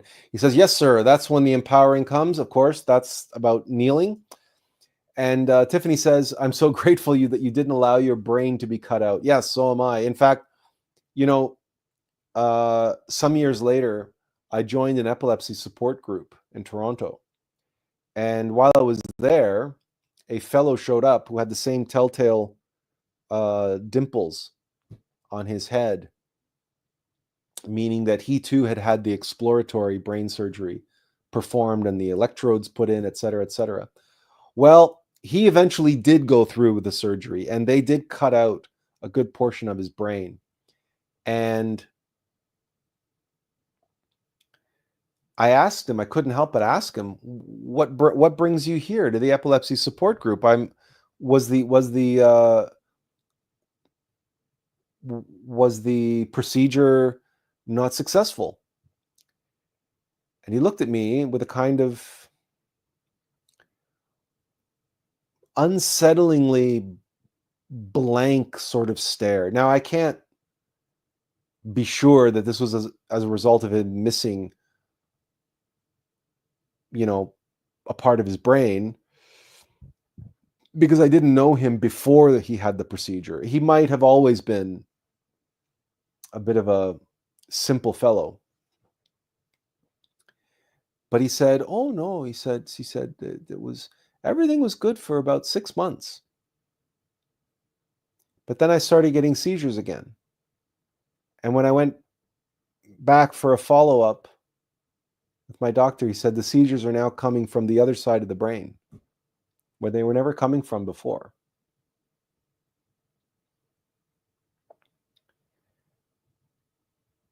And I didn't have the heart to tell him, because of course this was not a esoteric group. This was a secular, nonprofit for epilepsy support group. I didn't have the heart to tell him. That's the reason why I didn't go through with the surgery, because I knew that there was a demon, there was an entity that was responsible for the seizures, and that there's no physical cure for that. There's nothing you can do physically, and that cutting out your brain is not a solution, because the thing is just it's gonna find a way. It's to reorient itself and to get back to the business of giving you seizures. Now, for some, although I have no way to verify this, apparently, supposedly, for some, the seizures do go away and they don't come back. Does that mean they somehow, when they cut out the brain, that they cut out the demon, and that the demon was in that part of the brain when they cut it out, and that having it cut out is kind of like like some strange exorcism? I don't know.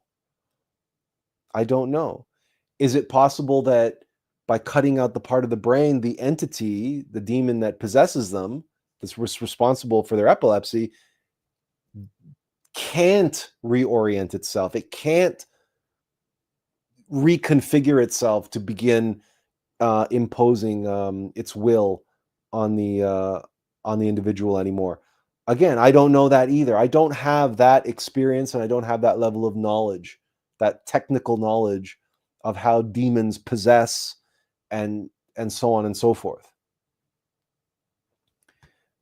But what I do have is the experience of someone who had part of his brain cut out, and then 6 months, and everything was fine. He was seizure free for 6 months, and then 6 months later, the seizures came back on the other side of his brain where he had never had them before. So yeah, Tiffany, I'm also very grateful that I didn't go through with it, because I know the entity that I live with. And whereas this, its hold over me is much, much, much, much weaker and much less than it was 25 years ago. I know that I'm not free of it. I know that it's still there. And I know that if I drop my vigilance, I know that it has the capacity to return and regain its old strength and regain its old hold that it once had over me. Because it covets power, right? That's what the Black Lodge is all about. And it covets control, and it covets manipulation and domination, particularly the entity I live with, because it's fear, and fear is control. Again, Ken Nummy says the dropping to the knees was the common denominator, and we talked about that. And yes, absolutely, because it's the sign of humility. It's the sign of surrender. It's a sign of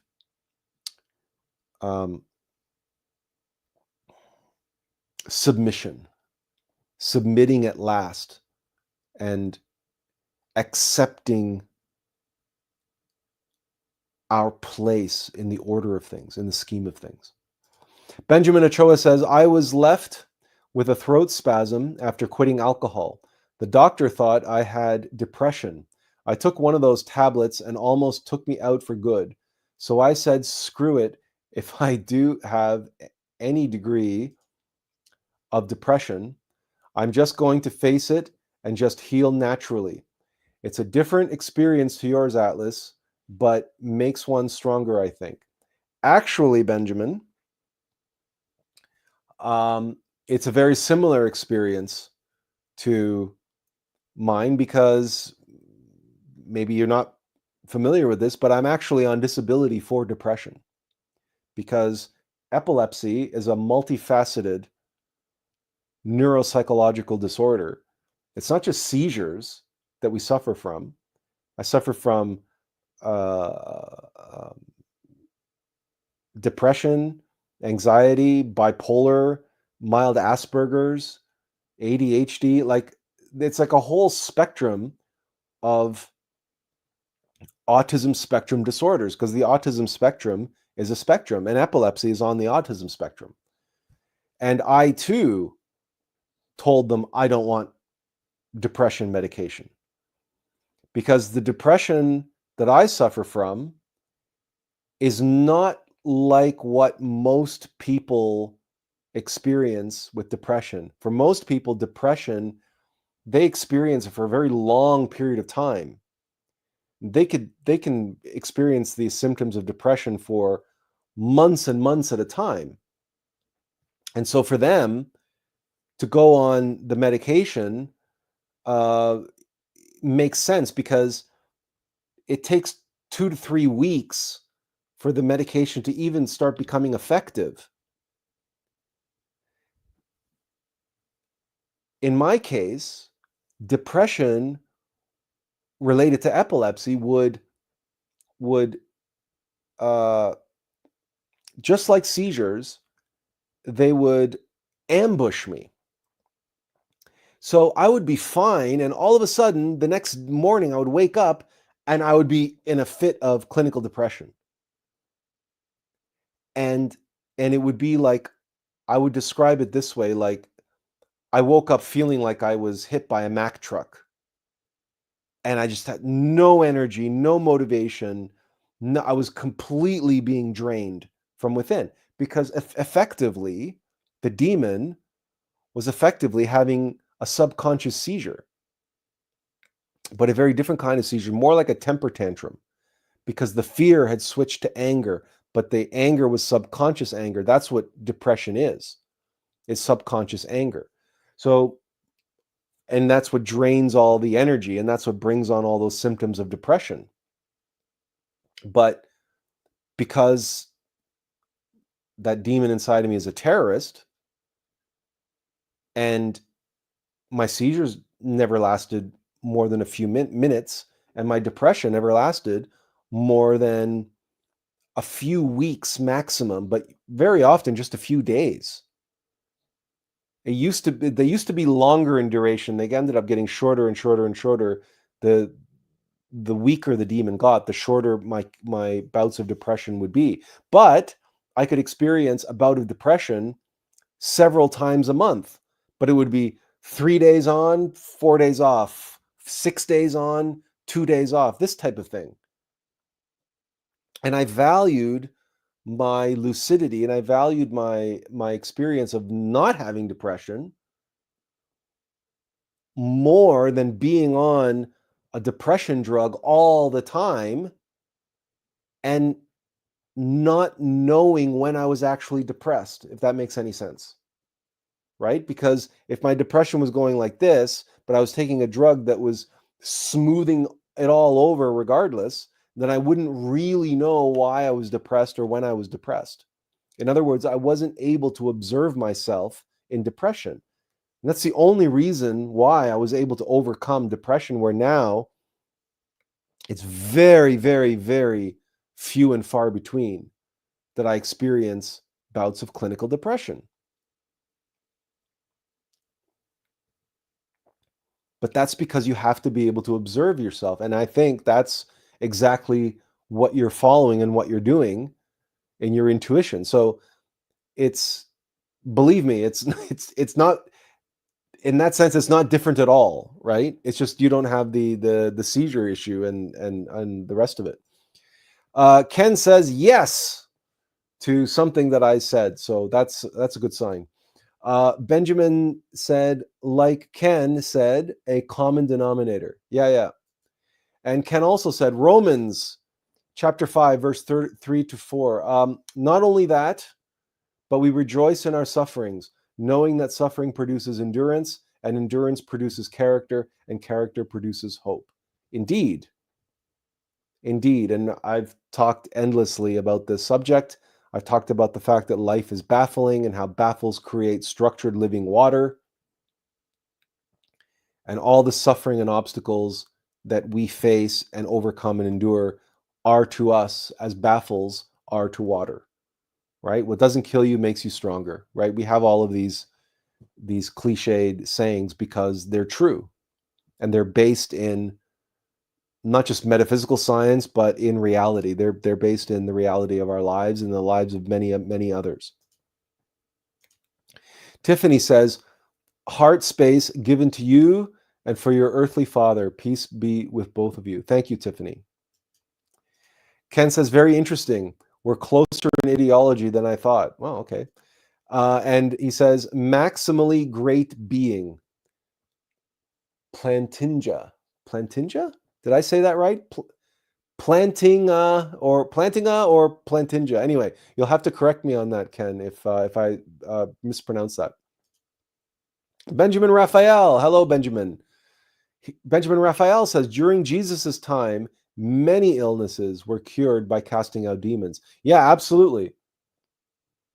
Absolutely, no question. And today, it's very much the same. You think all those kids who have autism are it's just because they got vaccines or whatever? No.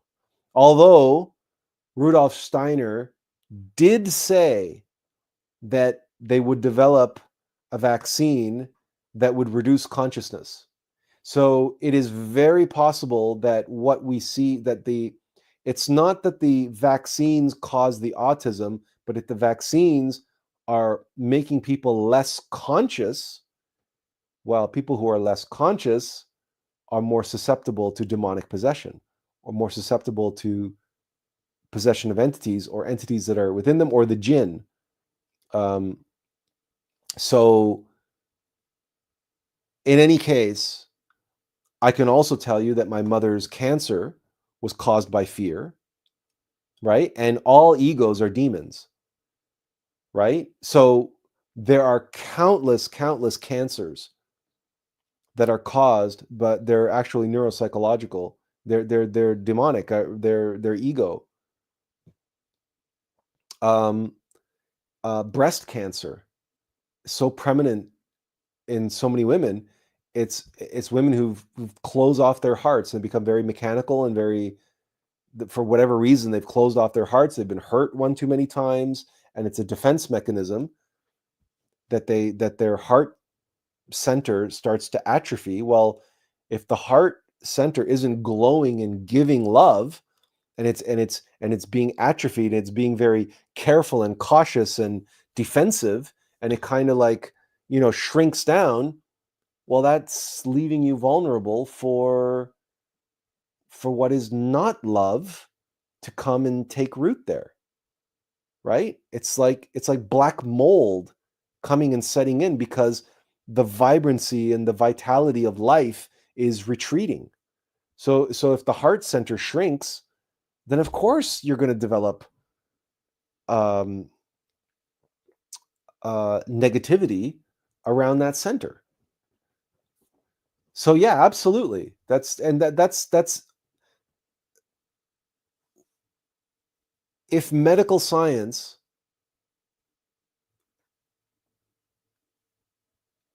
was not shackled to material science and materialist dogma, then perhaps not perhaps, absolutely our entire healthcare and wellness enterprise would be completely revolutionized overnight if the healthcare system, for example, acknowledged the vital body and then the emotional body, the mental body. And we approached neuropsychological conditions not as physiological, but as what they are, neuropsychological. And but not from a secular point of view, saying, "Oh, well, then then let's control it all with hormones, right? And let's just inject this and inject that and try to balance out hormones." Like, no, I mean, and that's what holistic medicine tries to do, but then holistic medicine very often ignores the physical part or denies the importance of the connection between the two. So it's it's the separation into camps, and people have their own camps and say, and they entrench themselves in their own camp and say, this is the way, like it's Chinese medicine, or it's acupuncture, or it's homeopathy, and that's the only way. And no, it's why can't it all be together? Why can't it all just be health and wellness? Why can't it be comprehensive, truly holistic? But that's because the Black Lodge, ego mind, divides and conquers. That's how it divides and conquers humanity. It creates tribalism. It creates camps. It creates sects, right? It creates denominations of religions, right? Different religious sects that end up wanting to kill each other, like Protestants and Catholics in Ireland, which is an absolute ludicrosity. But that's no difference between the Shia and the Sunni in Islam that hate each other, that they hate each other's guts. But that's the Black Lodge, divide and conquer. So, and that's why, rest assured, Benjamin Raphael, you're absolutely right that there's many, many, many, many, many people who are sick because they need to have a demon cast out of them. But the healthcare system has no concept about that. Kathy says, not to make light of it, but you need ice cream, Attila. Okay. I'm trying to determine what that is in reference to. Okay, I need ice cream. Fair enough. I will have some ice cream after. Does sorbet count? Can I have some sherbet? Does it have to have cream in it?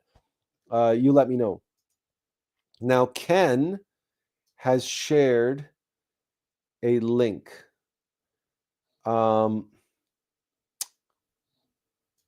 And it's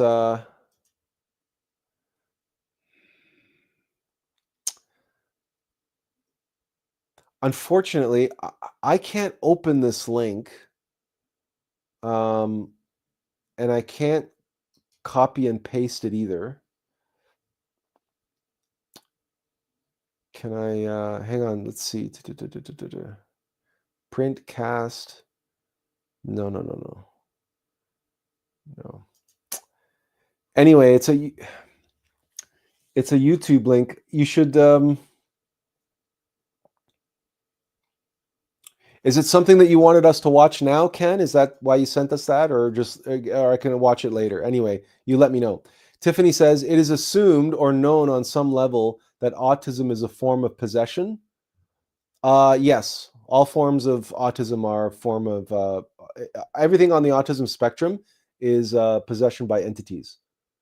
But that includes like all egos are entities, right? Right? All egos are demons. So it's just an intensification or a the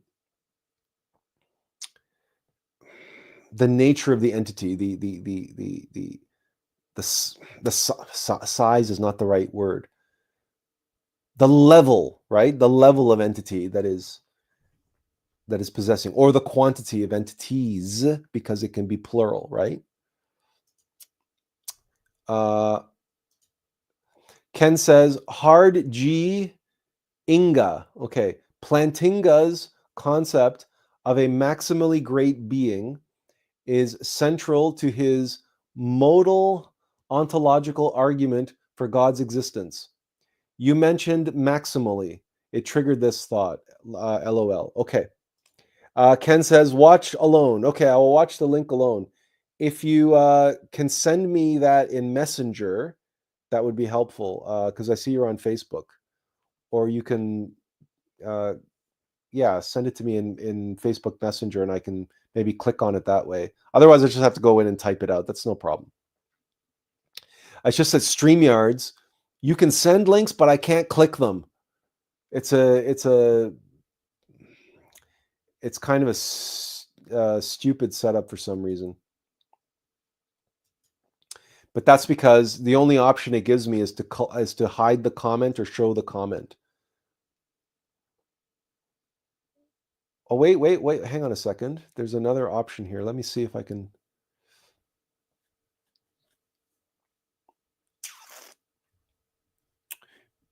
Maybe once the video is live on the live stream is done and the video is on YouTube. Yeah, see, it only lets me delete the comment or block you. It doesn't let me copy what was in the comment. So that's stupid. Anyway, I'll be able to click on it once the video is on YouTube. So I'll watch it. I'll watch it afterwards. And Kathy says, whatever flavor you want. Okay. Yeah, not now for you. Okay. It's a level of entities. Yes, but it can also be multiple entities, right? So number of entities. It's both, right? So someone, for instance, I'll give you a good example of this. Schizophrenia or multiple personality disorder. Okay, that's not a really powerful entity. That's multiple entities. That's somebody who's being possessed by one entity one moment, another entity another moment, and then themselves, right? So that's schizophrenia. That's multiple personality disorder, right? Ken Numi says, I can't read other people's comments on your live feed. I can't read other people's comments on your. So even if I put it on screen, you can't. So if I put Tiffany's, oh, you know what? Sometimes it's a funny thing that Facebook does. Well, yeah, he says Facebook sucks. If sometimes it won't let me, like I just put a comment up from Tiffany, but she's watching on YouTube. So like it's weird. Facebook won't show comments that people make on YouTube. But can you read this one, Ken? Let me know. Hang on, someone I gotta find some. Here's Benjamin's comment, right? During Jesus's time, many illnesses. Can you read that one, Ken? Let me know. But I agree with you. Facebook does suck. So, all right. That took some time, but I'm glad we got through all of those comments. No, I get it. You're on the live stream, but if I put up Benjamin's comment here, can you read that? Benjamin says, no, I don't see that until you put it on the screen. Yeah, okay, that's the point. No, that's right. That's the way that works. That's the way it works. I have to put comments on the screen in order for you to be able to see them. If there's I've never watched any of my own live streams on Facebook, right? So, and Ken says, "Come on, you've got another hour or two in you." I'm glad you think so. I don't know if everybody else agrees, but I'm glad you think so. But it would be a good test of patience, right?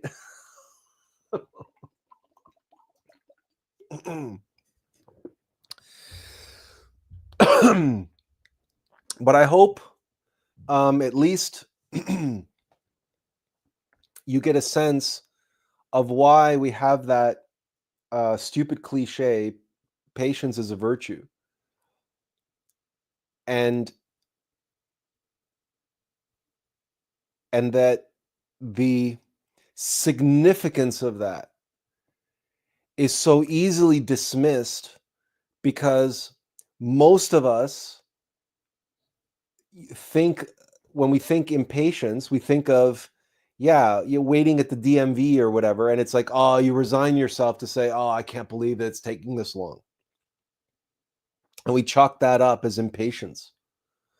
Whereas the whole reason why I made an emphasis to talk about the busy mom and the pestering child, or the busy, working, and then the cat that decides it wants to sleep on your keyboard while you're trying to finish on a tight deadline, and losing patience, and how it's that patience, and as it relates to our life's work and our destiny and our true self, is that there is no ascension for us, right? For us mortals, right? We're the Iron Man suit. Okay? If you want to take like a crass analogy, if heaven for Tony Stark is to be in bed with Pepper Potts, right? If that's heaven for Tony Stark, okay? To be in bed with Pepper Potts, Gwyneth Paltrow, right? If that's the Iron Man suit does not get to go to bed with Pepper Potts, right? The Iron Man suit is in the garage with the rest of the Iron Man suits. It's a machine. Yeah, it has an AI Jarvis, but it's a machine. It's a machine.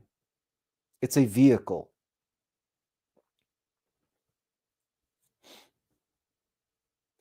And machines do, right? Machines do.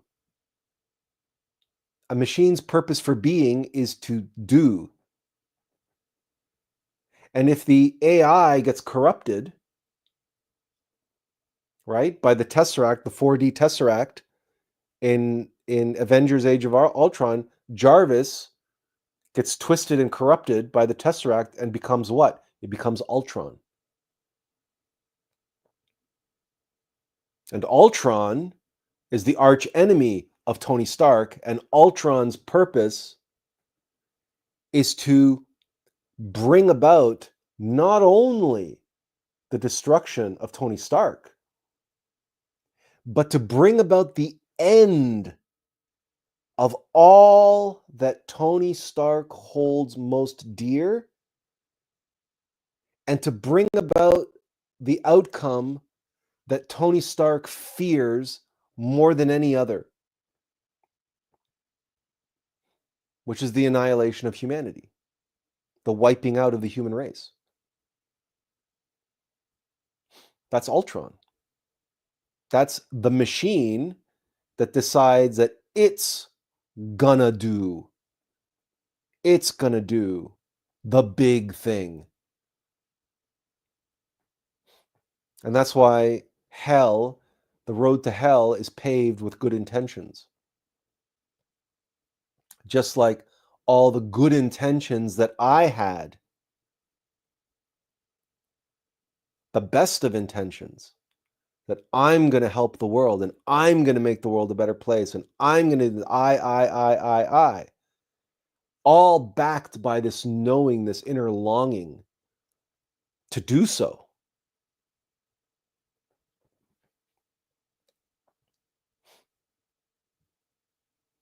And had I gone through my bout with epilepsy and that whole scenario in my life,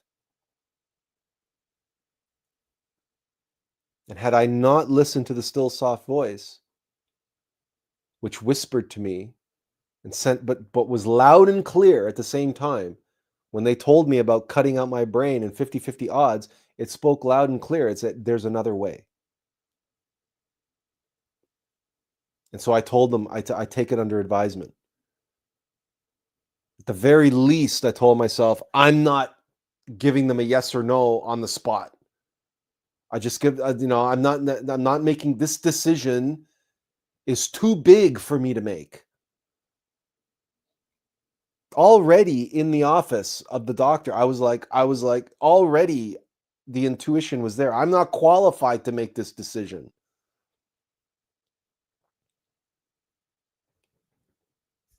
But had it gone differently, had I given in to the impatience, had I given in to the dogmatic determinism, the self-righteousness that I'm going to make it happen, I'll be like, well, damn it, I've come this far. I've already let them drill holes in my skull and and I'm here to do this thing, and I got to be seizure free to do that. So I'll take those 50-50 odds. I'll roll the dice and I'll go through with it and blah blah. Had I done that, had I gone down that path,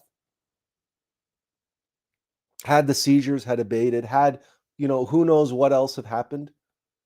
Maybe I'd be in Hollywood right now churning out movies that I think are changing the world. Meanwhile, they're falling on deaf ears, and Gen Z doesn't even go to the movies anymore. They just watch TikTok.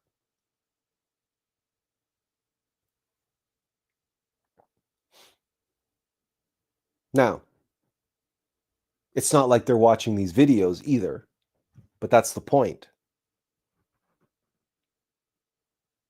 Times they are a-changing, and tastes will be changing, and more people are going to be losing patience with the way things are going, and more people are going to be losing patience, and they're going to be demanding change, and the changes are coming. The changes will come.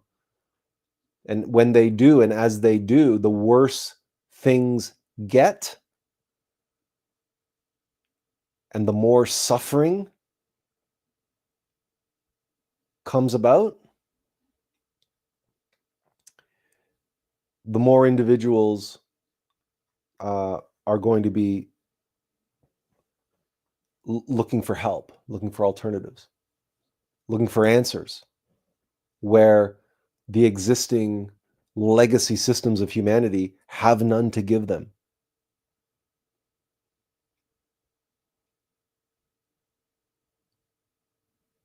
And the further along in my process of psychological death, which I began so many years ago, the more that Attila shrinks and becomes less and less and less important,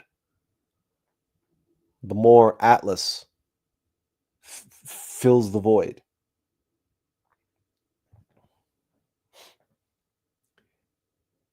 And then there's the next step after that, but let's not get ahead of ourselves. Attila has nothing to do with that, right? He's definitely not, if he's not qualified for this, he's definitely not qualified for that. So let's not even go there. Because there's still plenty of, how many years and decades ahead? I'm not privy to that information. But all I know is that what needs to flow can now flow, because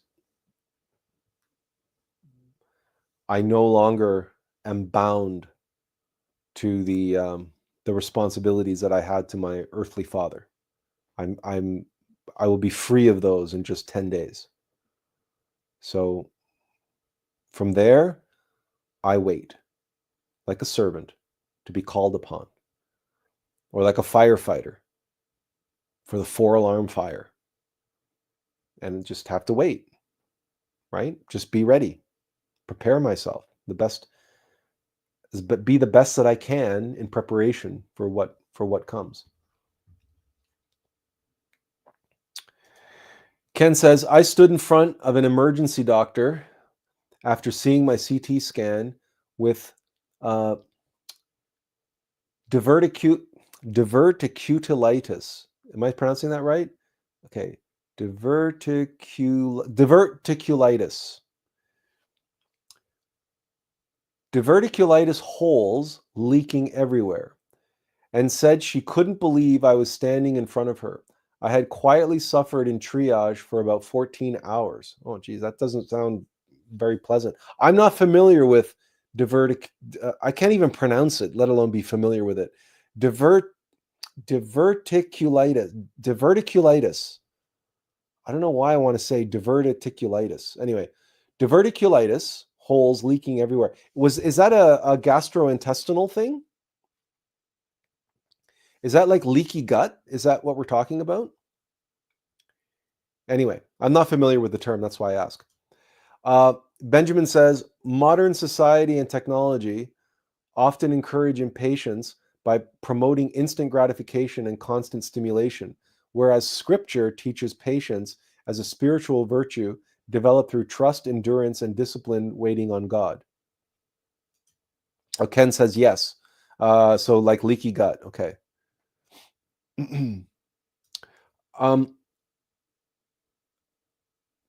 Yeah, we began with this 2.5 hours ago about the instant gratification, and the internet has played a big role in that, where,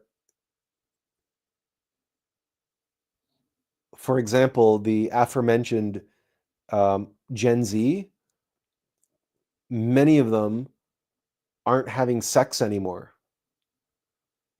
because they have a veritable cornucopia of sexual gratification at their fingertips, right? It's the porn industry, and it's instantaneous, and it's a near unlimited supply of hedonistic sexual gratification, and every fetish you can imagine. So why would anybody go through the hassle and the bother and the time and the effort and the money of having a relationship, or at least, or even trying to meet people, flesh and blood people, and going through all that mess and hassle, right? And people don't have the patience for that. Why would they go through all of that when they can get like that in the comfort of their own home on their big screen TV or even on their phone?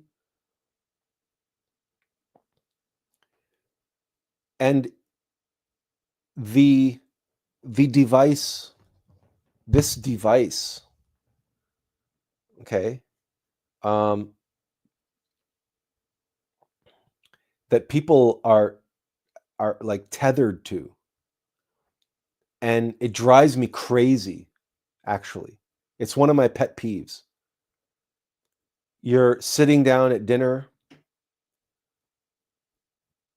and everybody pulls out their phones and they start doing this, right?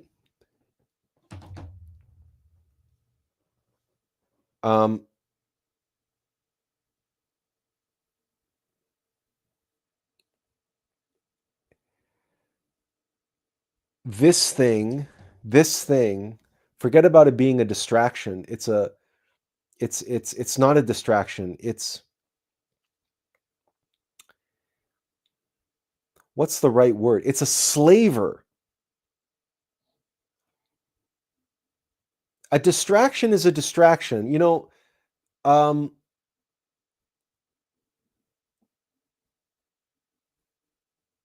chipmunk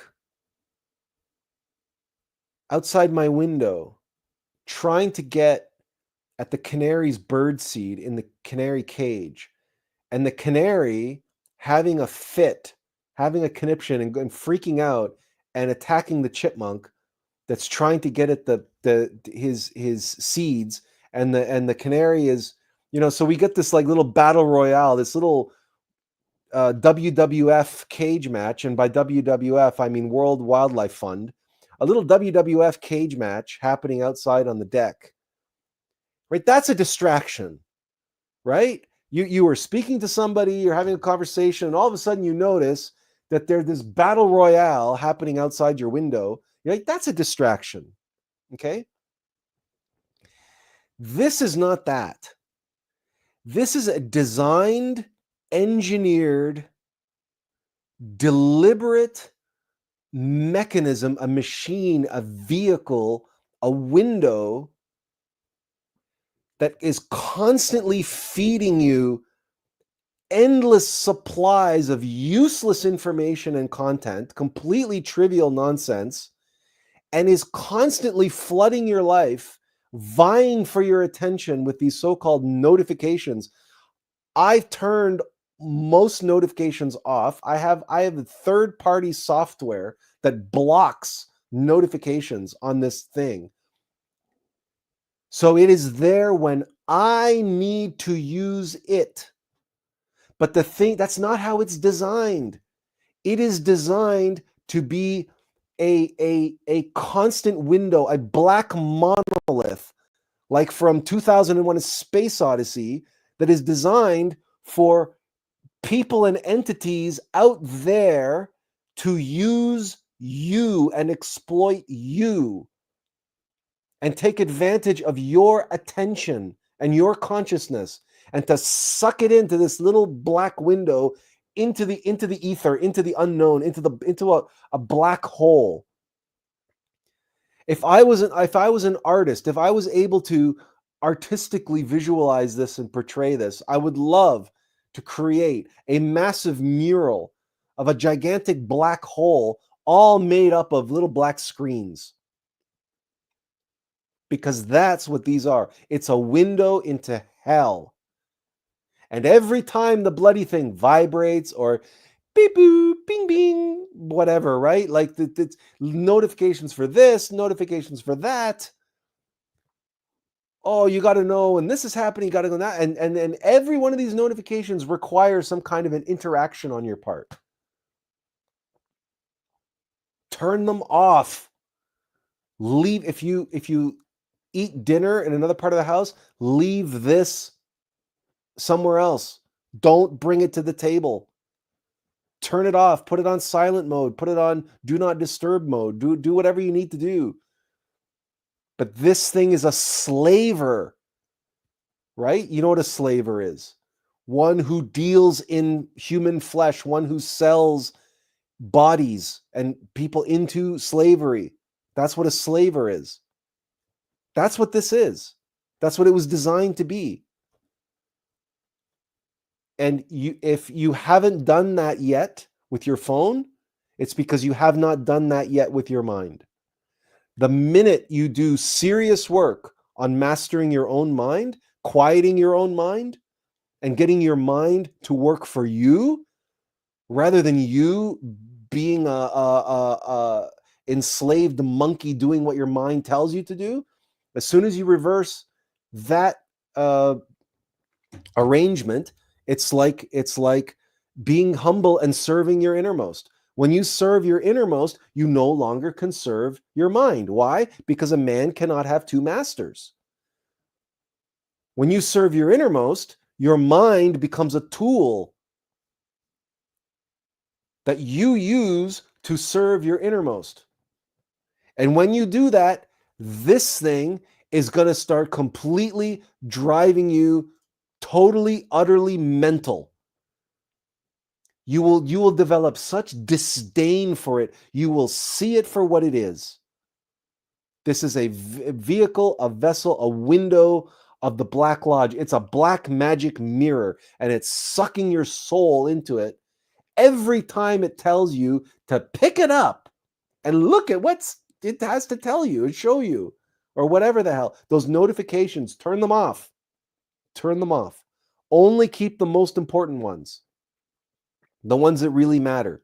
Okay? So if your mom texts you, okay, or your wife texts you, or your children texts you, or send you a WhatsApp or whatever. You know what I mean? Like, there are exceptions to this rule. You know what's important to you. You know what matters, and you know what doesn't. Right? Keep it as a tool for what matters. Everything else doesn't matter. You don't need the notifications from Candy Crush Saga that your 24-hour wait period is over and you can now play again. Right? Because believe me, there was a time when I too was addicted to that nonsense. When I too was addicted to Candy Crush Saga. Believe me, I don't tell you these things because I'm pointing my finger and wagging my finger. I'm speaking. Everything that I share with you is self-evident, experiential knowledge. Everything that I know, I learned the hard way. And I would spare others some of the suffering that I had to go through to learn these lessons the hard way. So when I tell you I know this is a slaver, it's because I know exactly what this is, right? And no one can convince me otherwise, least of all any tech bros from Silicon Valley. I guarantee you that if Benjamin Raphael and I got a very skilled exorcist with us, and we went to Silicon Valley to some of these AI companies, I guarantee you that individuals at their workstations would randomly start falling out of their chairs and convulsing because the demons inside of them would be freaking out because there's an exorcist in the building. In fact, it would be a wonderful experiment, and someday maybe I will perform just such an experiment. Maybe someday, if I get to go to the World Economic Forum, maybe I'll show up with the Pope's exorcist by my side. Right? That would be fun. You know what? That would be a lark. That would be hilarious. That would be just wonderful. And if I could catch it live on video and on a live stream on YouTube, where all of a sudden world leaders and elites from around the world, billionaires and whatever, would just start falling to the stage, convulsing in fear because an exorcist was walking through performing rites of exorcism randomly on the hall. That would be, that's the kind of stuff that I fantasize about and dream of as being fun. That's my idea of fun. Right? That's the kind of contribution that I would like to make someday to the World Economic Forum and the United Nations and the European Union. Right? Show up one day and just perform a mass exorcism and see how many people start dropping like flies and start having seizures in the aisles. None of whom were ever diagnosed with epilepsy, but it would be fun to see. It would be a nice experiment. So Ken agreed with something that I said earlier. Ken said, estimated 45% of 25 to 40-year-old women will be child and partner free in a few years. Yes, and it's contributing to the catastrophic population collapse that's happening all over the developed world. It's probably worst in places like Japan, where there are entire villages that are completely empty now, and it's the same thing in China. There are entire regions in China that are just completely, utterly deserted. Ken says it's like that evil Spider-Man thing, to use your comic book references. Oh, you're talking about the symbiote from the symbiote which creates the character Venom. Yeah, and then when Spider-Man gets the symbiote, he ends up with the black Spider-Man suit, and he turns into Bully Maguire. That's a meme on the internet, right? Because it's Tobey Maguire, but when he puts on the Spider-Man suit and he's got it under his clothes, he's walking down New York City, and he's all tough and he's all confident and all of a sudden, and he's like, and they call him Bully Maguire because he's just pushing people around and stuff like that. Yeah. That's the symbiote. That's the goo that creates Venom. They actually made some Venom movies with Tom Hardy. I actually haven't watched the Venom movies, so But that's what you're referring to there. And yeah, that's kind of like that, because if you notice people who are on these things, first of all, you can't talk to them. They won't hear you. They won't pay attention to you. They're like this. They're zombified, right? But if you do interrupt them or disturb them or whatever, very often you'll get a very like snappy, like, don't bug me right now. Can't you say I'm busy? Right? And so you're right. In that sense, it is like the black goo. Benjamin says cell phones are there to control our minds, sucking our time and energy. Absolutely. And Kathy says, you are right, slaver. Yes, for sure. Ken says, a friend and I use a Faraday bag for phones when hanging out in cabin disconnected. Okay. So you take your phones and turn them off and into the bag. I think Kathy was very amused by my my fantasy of performing a mass exorcism on the UN and the World Economic Forum. Yeah, it would be a lark. It would just be a riot. Azazel says, being scared shitless is not fun, though.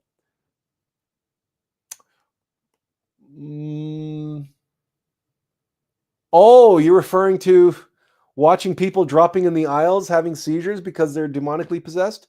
My friend, when you're possessed by a demon, nothing scares you anymore. But you have to face that fear. You have to overcome your fear of your own demon. That's what possesses you. Remember, if it only has power over you if you give it. Right? That's the key. That's the key, because that's how demons possess. Because control and domination is born of fear. Submission to domination is possible only by submitting to fear. If you can overcome your fear, and most of all, overcome your fear of being possessed. So in my case, I had to overcome my fear of having seizures. I'm not afraid of having a seizure, right? People around me are afraid of me having seizures, but I'm not afraid of having a seizure. I'm not afraid of being depressed, and I'm not afraid of anything that demon could possibly do to me. So it has no power over me, because I don't submit to its dominance. So it can no longer dominate me. Now, this didn't happen overnight. This is a process. But as a result of this, I can walk like Daniel. I can walk into the lion's den. Was it Daniel or David? Now, David also, there's a lion in David too, but there's also a lion in Daniel that goes into lion's den. Benjamin Raphael will set me straight in a minute here, but I'm pretty sure there's a lion in Daniel too. But the point is that that's one of the reasons why. Leah says Daniel, but there's a lion in David, but because David becomes the lion, right? The lion of Judah, the king of Judah. So there's a lion in both of them. I know it. Okay.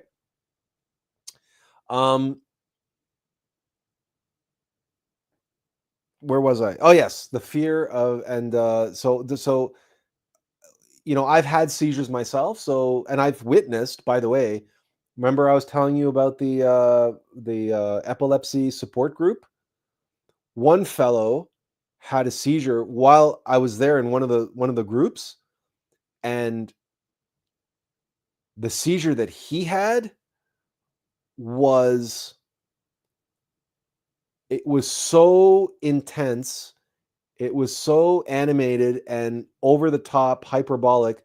I swear to you, it was like something out of a Hollywood movie. Like, it was just over the top.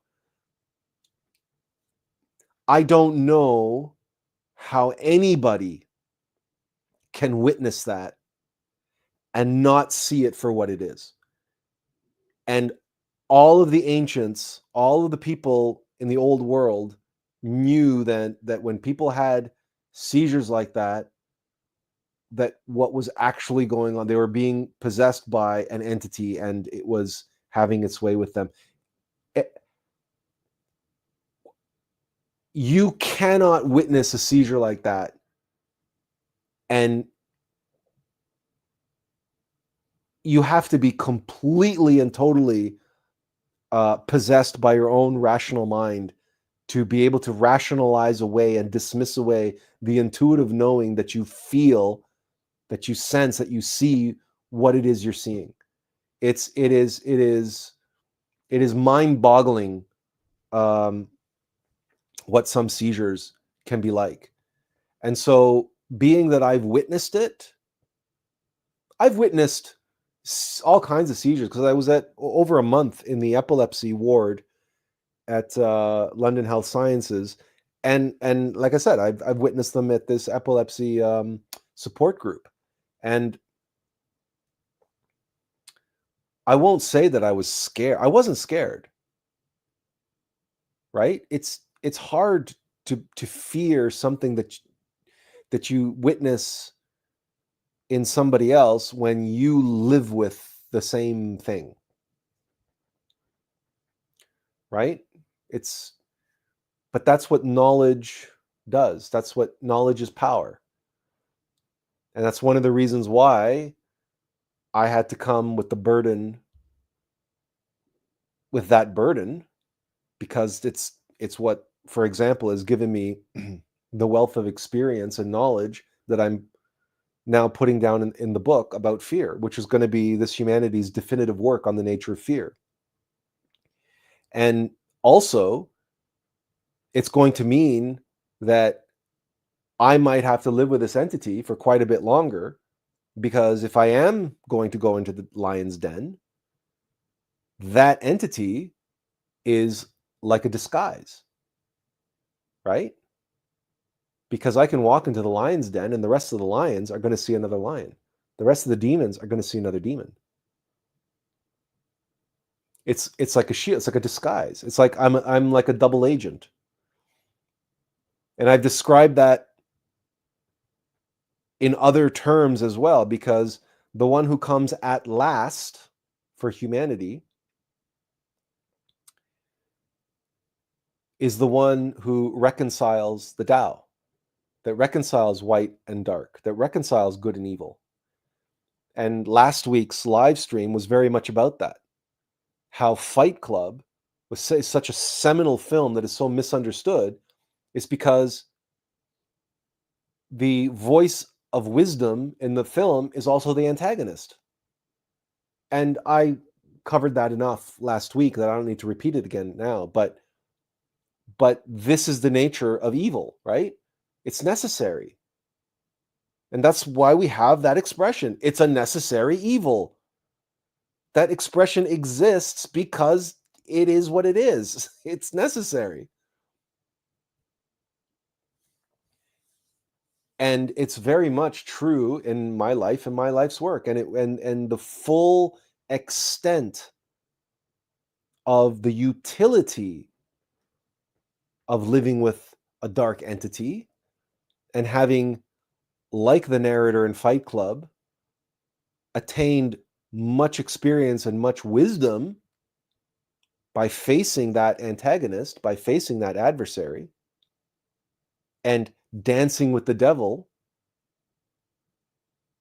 But now,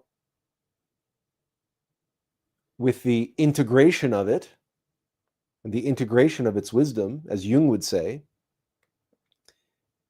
it's poised to be eliminated, but not before it serves what may be its most important purpose, which is to make me invisible to the rest of this materialistic, mechanical, demon-infested world. Because what more can they do to someone who's already possessed by a demon?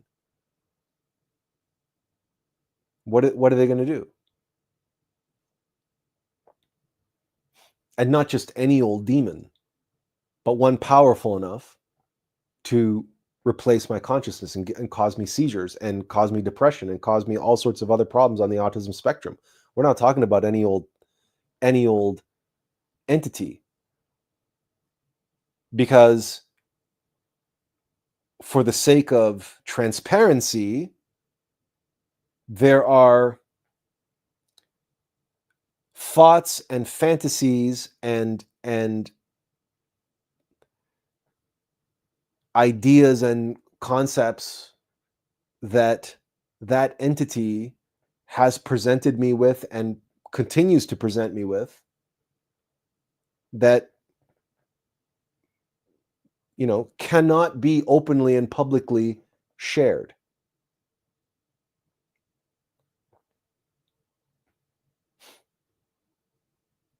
So it's not I don't want anybody to think that this is all, that any of this is rainbows and roses, right? It's every rose has its thorn, and this is no joke, walking this kind of a path and facing living with an entity and living with the reality of that is. But that's why I have so much compassion for the elite. That's why I don't sit here bashing and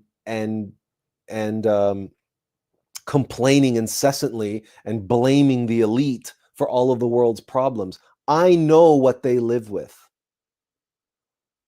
I know why they do what they do. I know what drives them and motivates them.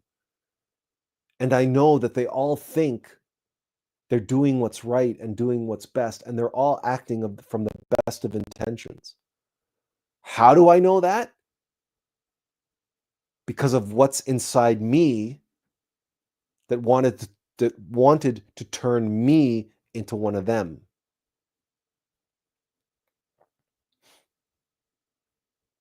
I know more about the inner psychology of the people in the 1% of the 1% than anyone cares to know. I have a window into their psychology because I've been there. I am there.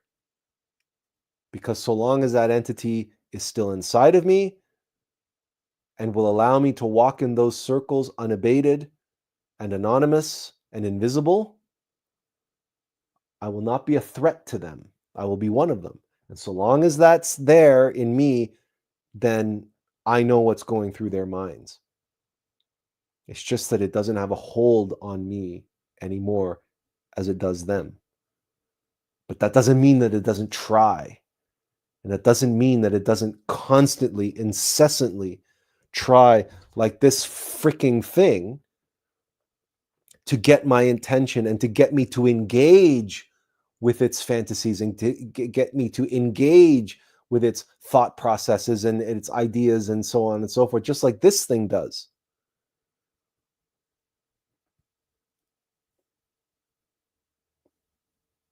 Which is why I have such disdain for this thing, because I know what it is.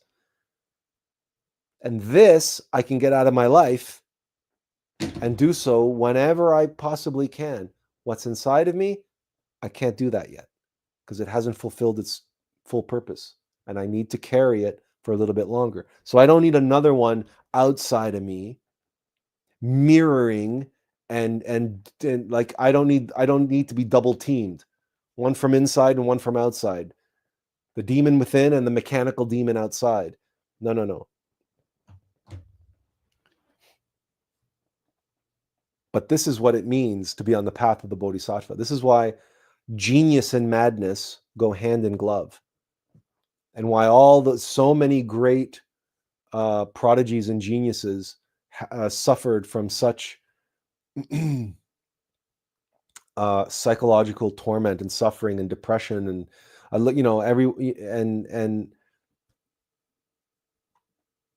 and they all had great, tremendous burdens to carry and overcome. And you can see that in the global elites. You can see that in the world's richest man, right? He's openly admitted to being on the autism spectrum, right? But what he has openly admitted to and what is readily visible and observable in some of these individuals in their public personas and their public appearance is nothing. It is not even the tip of the iceberg of what they have to deal with in private and what they have to deal with in their own psychology. Rest assured, I know exactly what I'm talking about. Because many of them went to Epstein Island, for instance. And many of them make decisions that have results in the world that are, let's say, psychotic. They live with that. That's their reality. And their complete obsession with domination and control is the outward expression, the outward manifestation of what completely and utterly dominates and controls their psychology from within.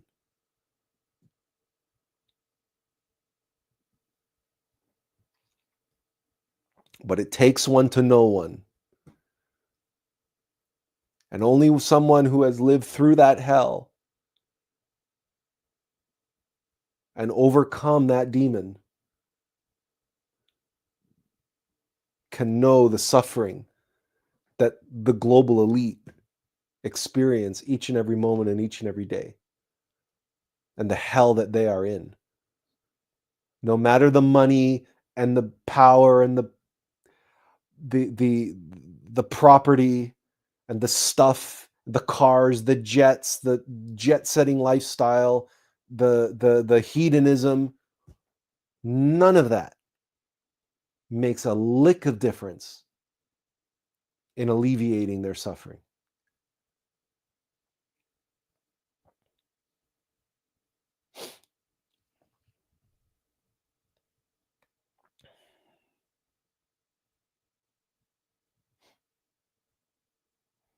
Patience is a virtue. The infinite patience that my innermost showed me now flows through me to all, including the least of my brothers. And when I say the least of my brothers, I mean they who are brothers to my demon.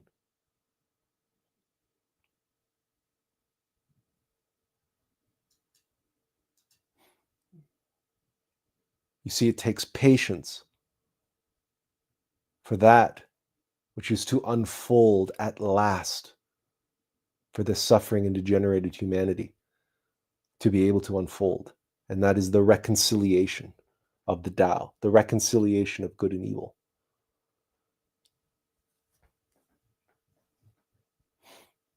Only infinite patience.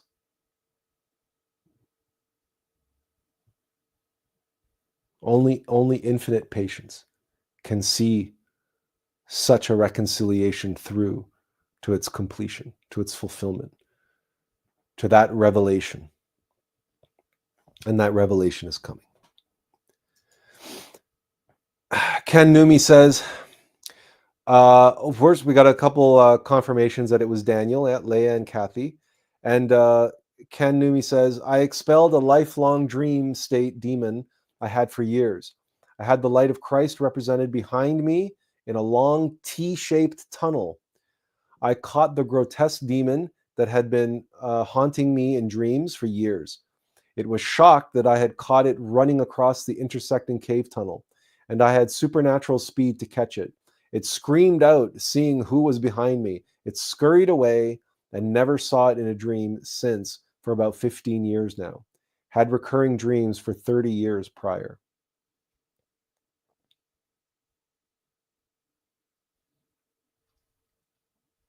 Yeah, well, there you go. I don't know what I would say in addition to that. Absolutely. Azazel says, it's almost the other way around. If you see someone with the same condition, it's almost a comfort to know that we're not alone. I myself have been an inpatient at a psychiatric clinic. It's similar to the same experience you had at the clinic for epilepsy. With respect to your first comment there, Azazel, when you say it's almost a comfort to know that we're not alone, we have the expression, misery prefers company. There's a reason why, in reference to your second comment, we have psychiatric clinics and group therapy sessions, why AA happens in a group setting. Because to hear others' stories and to hear their suffering echo your own, one of the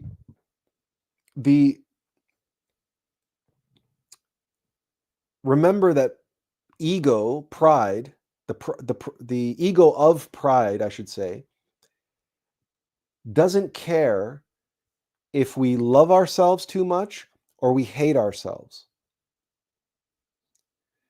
So when we are suffering, particularly in some psychological sense, some mental illness or addiction or any type of way that is self-deprecating and self-sabotaging,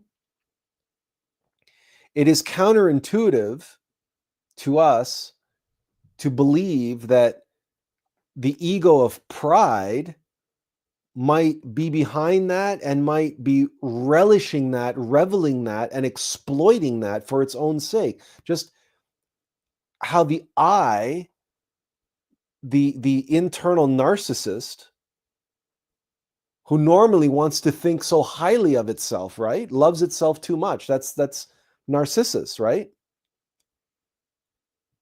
But when you're suffering from mental illness or like alcoholism or any addiction is self-loathing. And any time you've ever experienced that, when you're low, when you're down and out, you know that there are voices in your head that pounce on you, and that voice of shame, of guilt, of self-hatred, of self-loathing, it's relentless. It's savage. It's like a vulture on a carcass. It's like vultures. It's like jackals, hyenas, right? Like coming at you when you're at your weakest. That's pride. Pride and shame are two sides of the same coin. So, in precisely the same way, the I is singular, the I is alone. The I stands apart, right? Stands above. So, narcissism, pride, wants you to be the only ones that matters. That like everybody else is, they don't matter. I'm not interested in anybody else. I'm interested in me, myself, and I. Right? That's the one I love. I'm the one who matters. I'm the one who's beautiful. I'm the one who's best, etc., etc., etc. I'm always comparing myself to everybody else. Everybody else is shit. I'm the cat's meow. My shit doesn't stink. Right? That's pride. That's narcissism.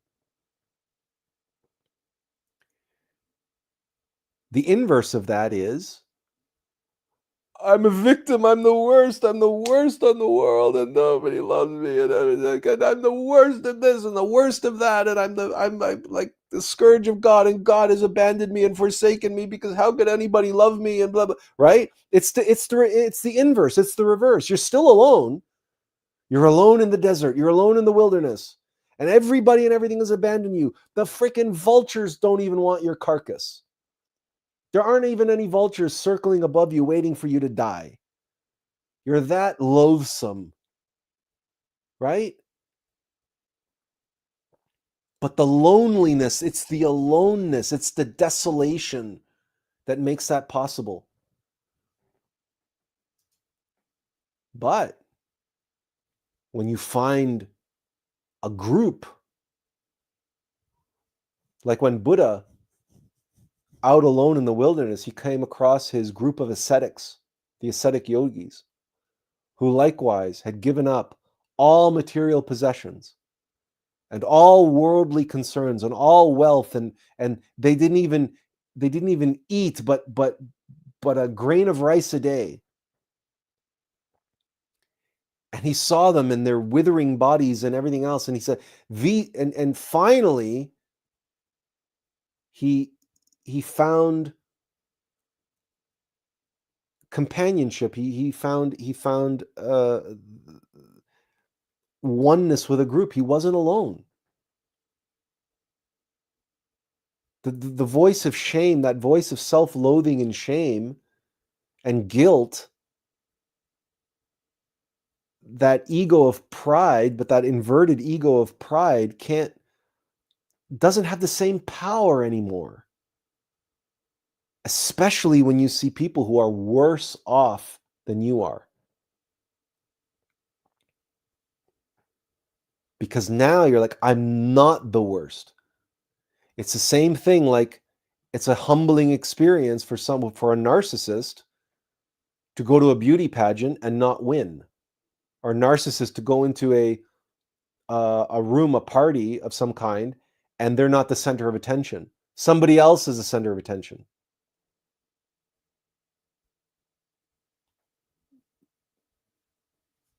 When we are no longer alone and you recognize in others that mirror to yourself, it's like, oh, maybe I'm not the world's worst. Maybe I'm not forsaken. Maybe I'm not, because maybe I'm not alone. And the moment that you allow that to return into your consciousness, I'm not alone,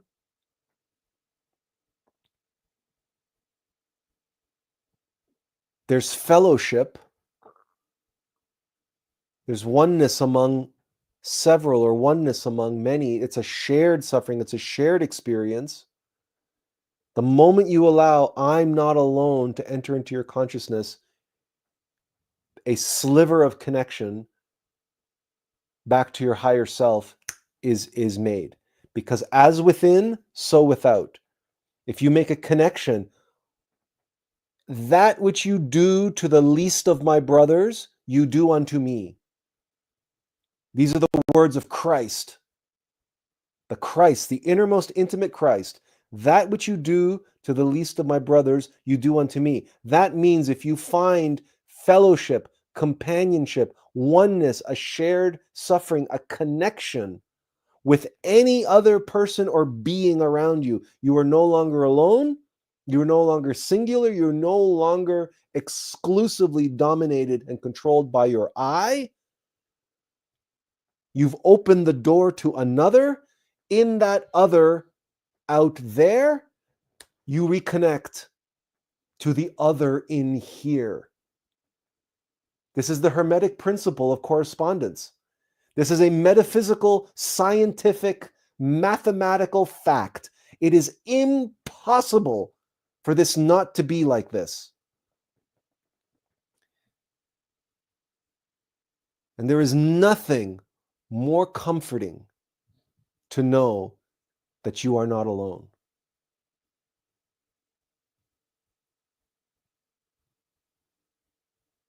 Because in the story that I told, when I dropped to my knees, when I was defeated, who was it who saved me? Who was it that was but my innermost Lord and Savior? And who was it that had thrown all of the obstacles in my path, standing between me and my destiny, if it wasn't for my individual Divine Mother, who taught me in the school of life, taught me patience through humility, by one humiliation after another, after another, after another, after another.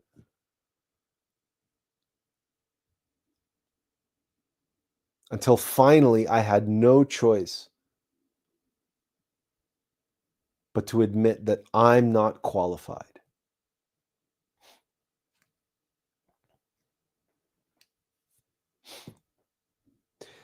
Leah says, oh, what does Leah say? Hang on. Okay.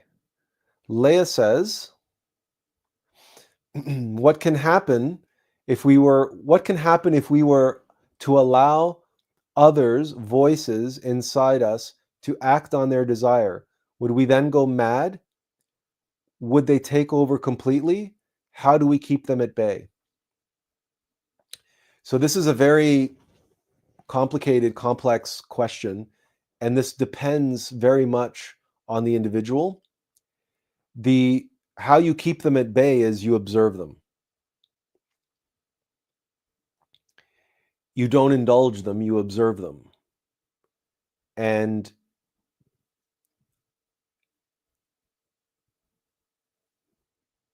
using the practice of transformation of impressions, you do not identify or attach to any impressions, not out there and not in here. So by not identifying with or attaching yourself to them and meditating on that which they present to you, you can comprehend them. You can comprehend the source of those voices, let's say. Now, this is easier said than done, particularly for those who are not versed in the practice, because modern psychology doesn't teach it. The closest thing we have is the Jungian integration of the shadow, but even that is difficult for even the most lucid of individuals to practice and put into practice in a meaningful way. So if you're talking about someone who's suffering from schizophrenia or multiple personality disorder, it's really like a kind of possession where it's like the different entities are playing their kind of Game of Thrones or King of the Hill, and they're just knocking each other off, taking control of the person's body and mind for a period of time until they lose steam or they become bored, or another entity dethrones them, right? Because that's desire, right? To desire to dethrone. So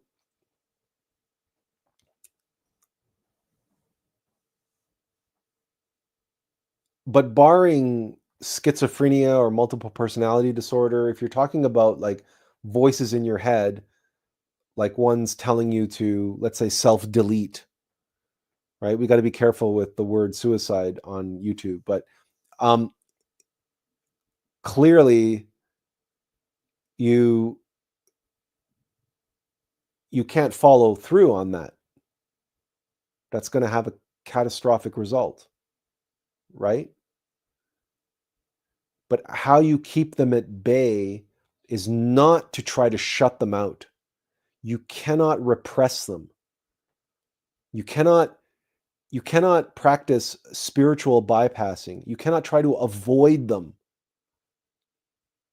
because they will only strengthen. They will retreat to your subconscious mind, and they will continually chant like a mantra, and they will build and they will grow and they will completely overtake your subconscious mind, and you will begin to behave in ways that you are not conscious of. You will begin with like like, for example, the voice that tells you to self-delete. If you suppress that and push it into your subconscious mind,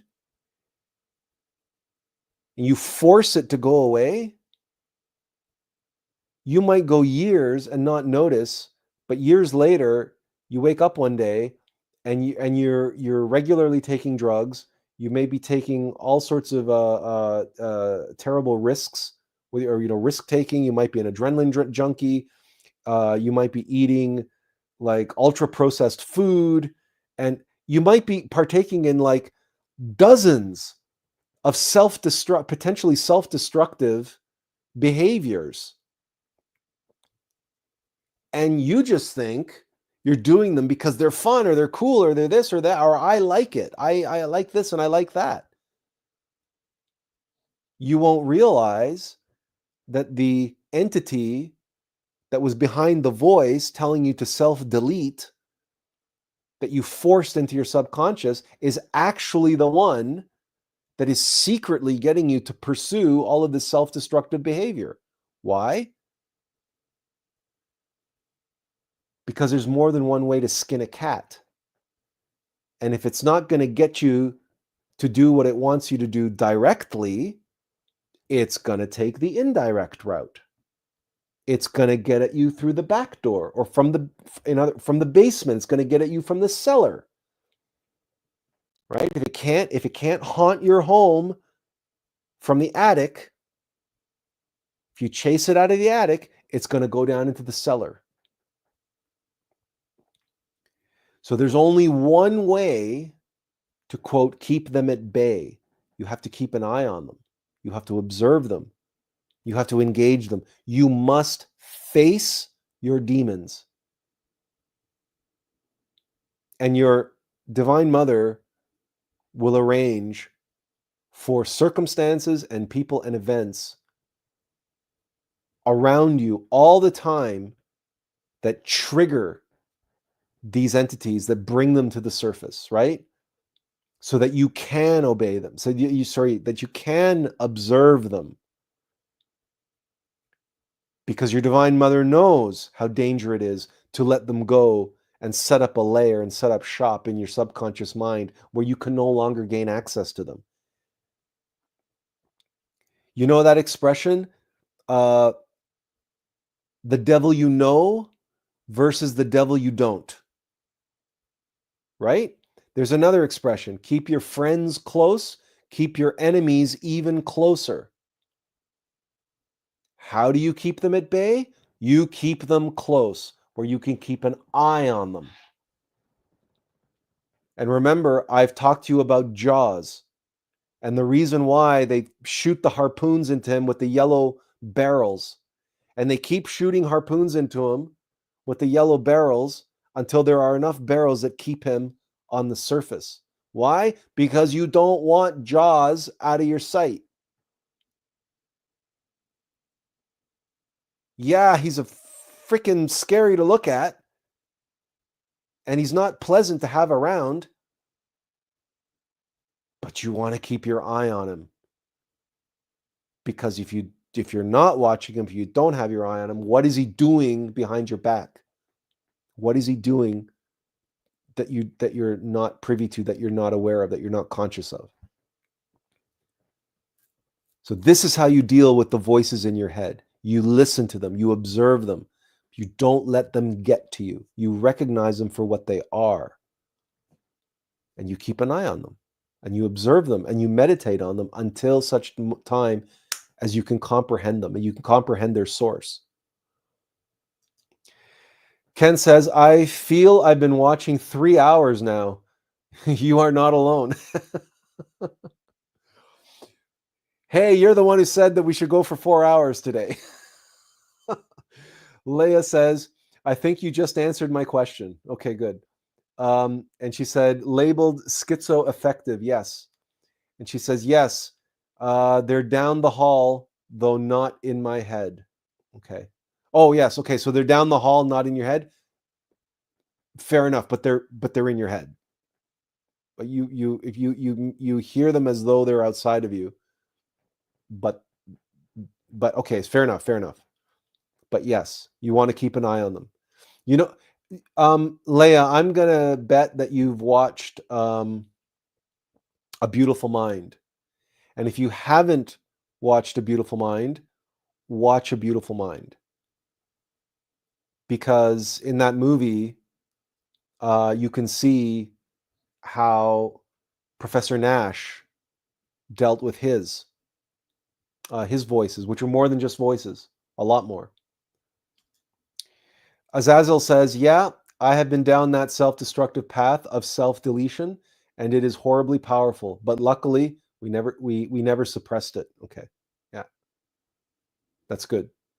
right? We want to transform it. We want to comprehend it, transform it, allow it to teach us what it's there to teach us, and learn from it. And once we've learned what we need to learn from it, we've comprehended it, it can go. Our Divine Mother can release us from it. It's once it's served its purpose, it will go. It's patience, just takes patience. Patience and, well, in some cases, sexual alchemy. And, well, if and when it's ready to go, then we will have an ability to practice that as well. So our Divine Mother will arrange that. So again, patience. Okay. So if there are any other questions or comments, I'll give you a minute or two to type. Otherwise, I think we've covered the topic of patience specifically as it relates to the path. And I hope that you can appreciate how the patience that we're talking about, and genuine patience, true patience, like all good things, like all things that truly matter, pours forth and comes through us, not from us. So all of this self-help and new age stuff, people think that I'm going to do it in affirmations, right? I am this and I am that and I. These are actually obscurations. These are building more and more walls between ourself and ourself, right? The more we puff our false self up with delusions of grandeur, just like I did in my youth, the more we envision ourselves as being the hero of the story, the further away we push our innermost Frodo, and the more we turn our backs on our innermost Frodo, the further away we are from assuming our proper role as Samwise Gamgee. Not just Samwise. Because this is the nature of true wisdom. True wisdom comes through us, not from us. And wisdom is born of experience. The experience of what? The experience of serving our higher self and allowing and following and surrendering to the path laid out before us by our Divine Mother. That's wisdom. And yeah, it comes with age, it comes with experience. But most of all, it comes from surrender, from submission. And by the way, Samwise and Frodo, if you want to go into antiquity and see one of the greatest expressions of that archetype from the ancient world, you go and read the Ramayana, the escapades of Rama and Hanuman. Hanuman, the monkey god, right? Who serves Rama in their quest for Krishna, which is the Christ. There's actually an excellent lecture series on it on glorian.org. So you can look that up if you want as well. But so that universal archetype of a master or a lord and his sidekick who serves him and supports him in his hero's quest. It's a universal archetype. It appears many places. Benjamin says, what happens if humanity gradually loses the virtue of patience? Wouldn't that lead to more selfishness and frustration, for example, in the form of road rage, riots, or even violence? Well, you're seeing that already.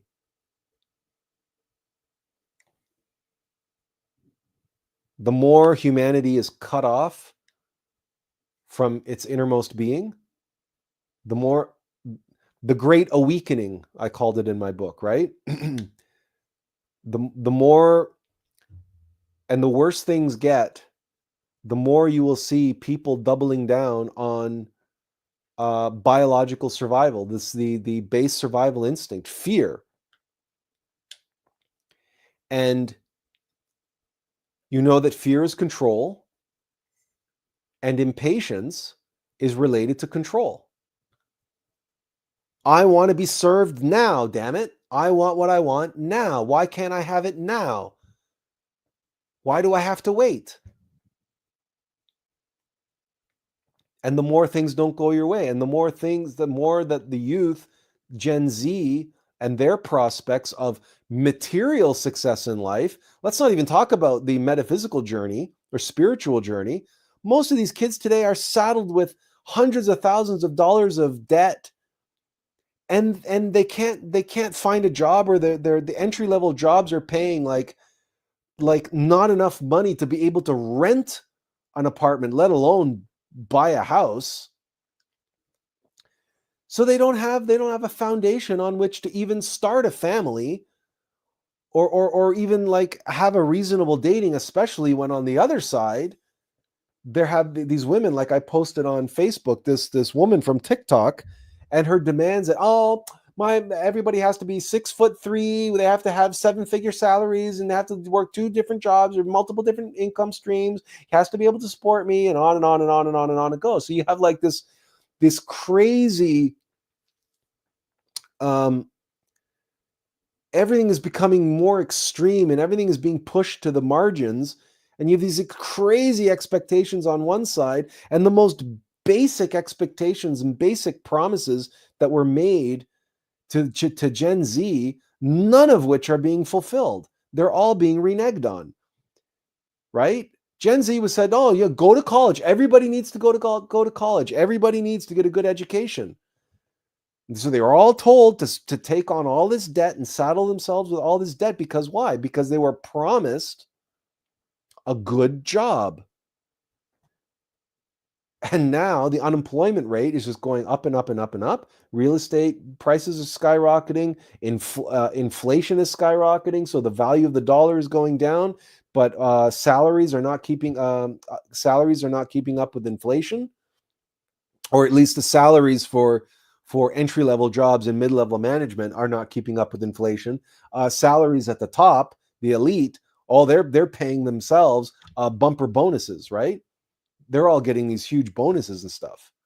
So look, it's all topsy-turvy, and in some ways, the selfishness and frustration and the loss of patience on that level, on that egoic level, is going to bring about, sort of revolutionary, catastrophic changes to the system. It has to happen. It happened in the French Revolution. It happened in the American Revolution, in the Russian Revolution, the Bolshevik Revolution.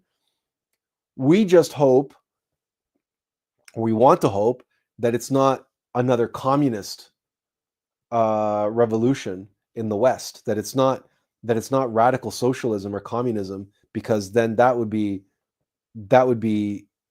end in atrocity. That'll end in many, many millions of people first interned in camps and then ultimately killed, because that's how that system, radical socialism, that's what always happens, right? So it's just it's hard to say which way it's going to go. Right now, it looks like that it's leaning in the conservative direction, because this woke stuff, the woke culture wars, the woke played their hand and pushed it too far.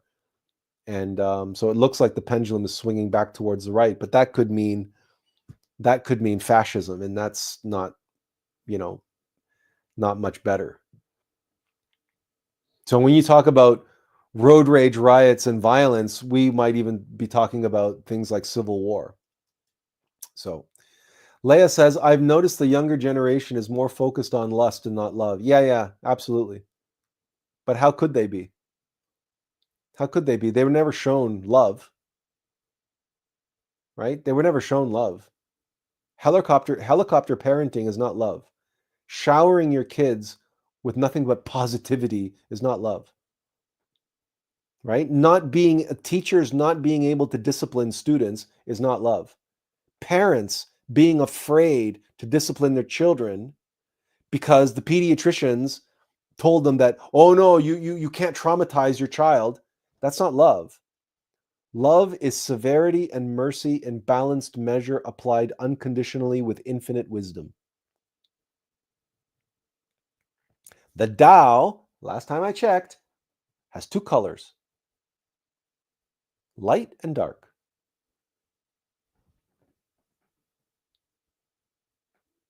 If you observe,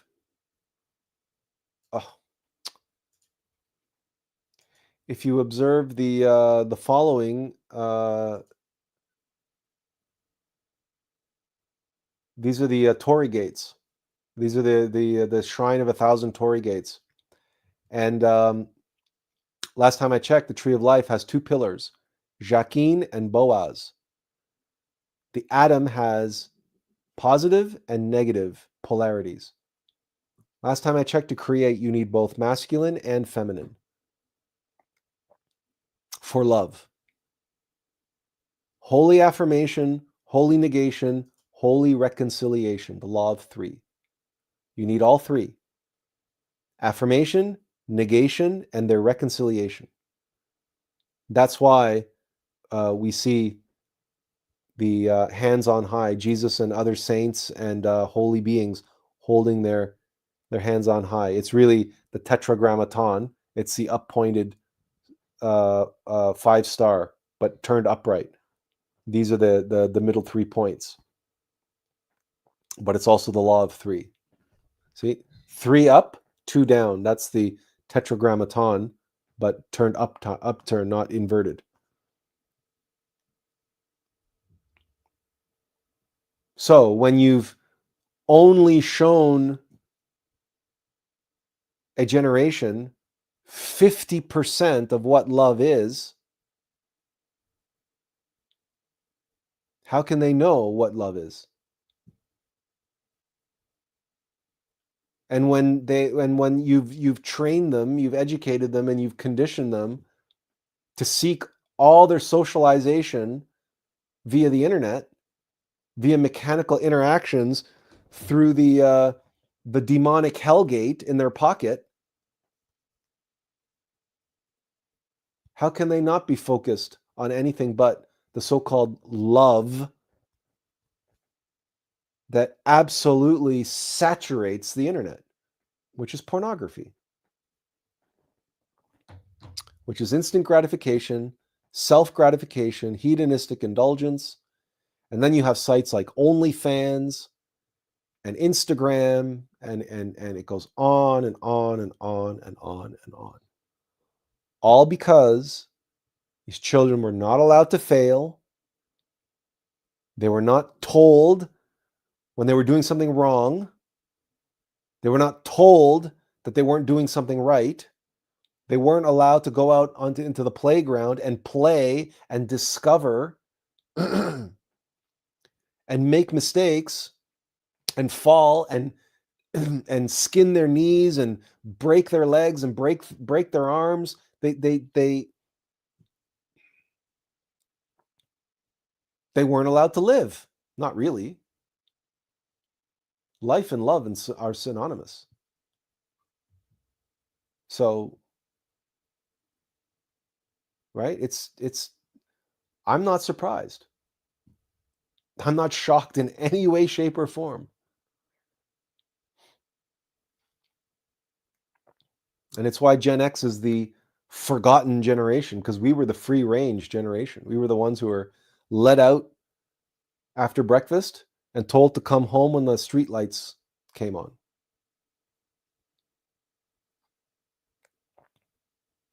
But rest assured, the baby boomers are dying off now. They're starting to go.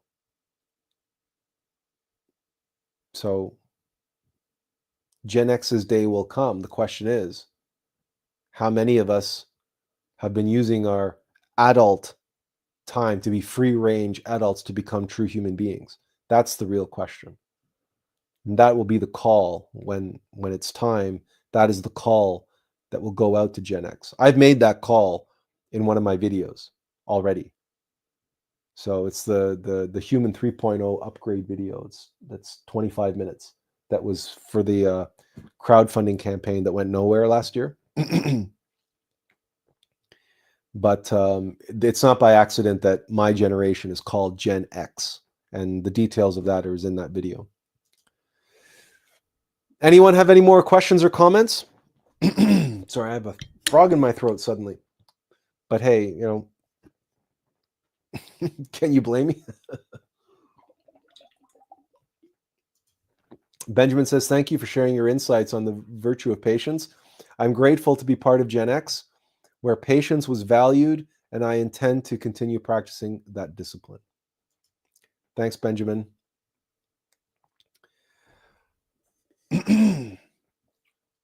So,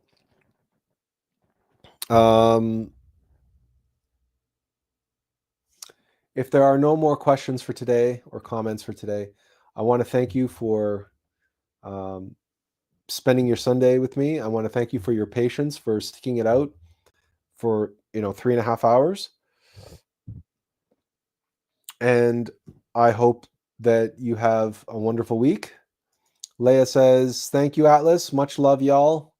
Thank you, Leah. Have a great week. I look forward to seeing you all again next Sunday. And until then, be patient. Kathy says, thank you. Thank you, Kathy. Be patient. And remember, patience comes from within. Relax. Relax. Get yourself out of the way of it, and it will just show up. And it will just show up. So until next week, I wish you all inferential peace. Take care, everyone.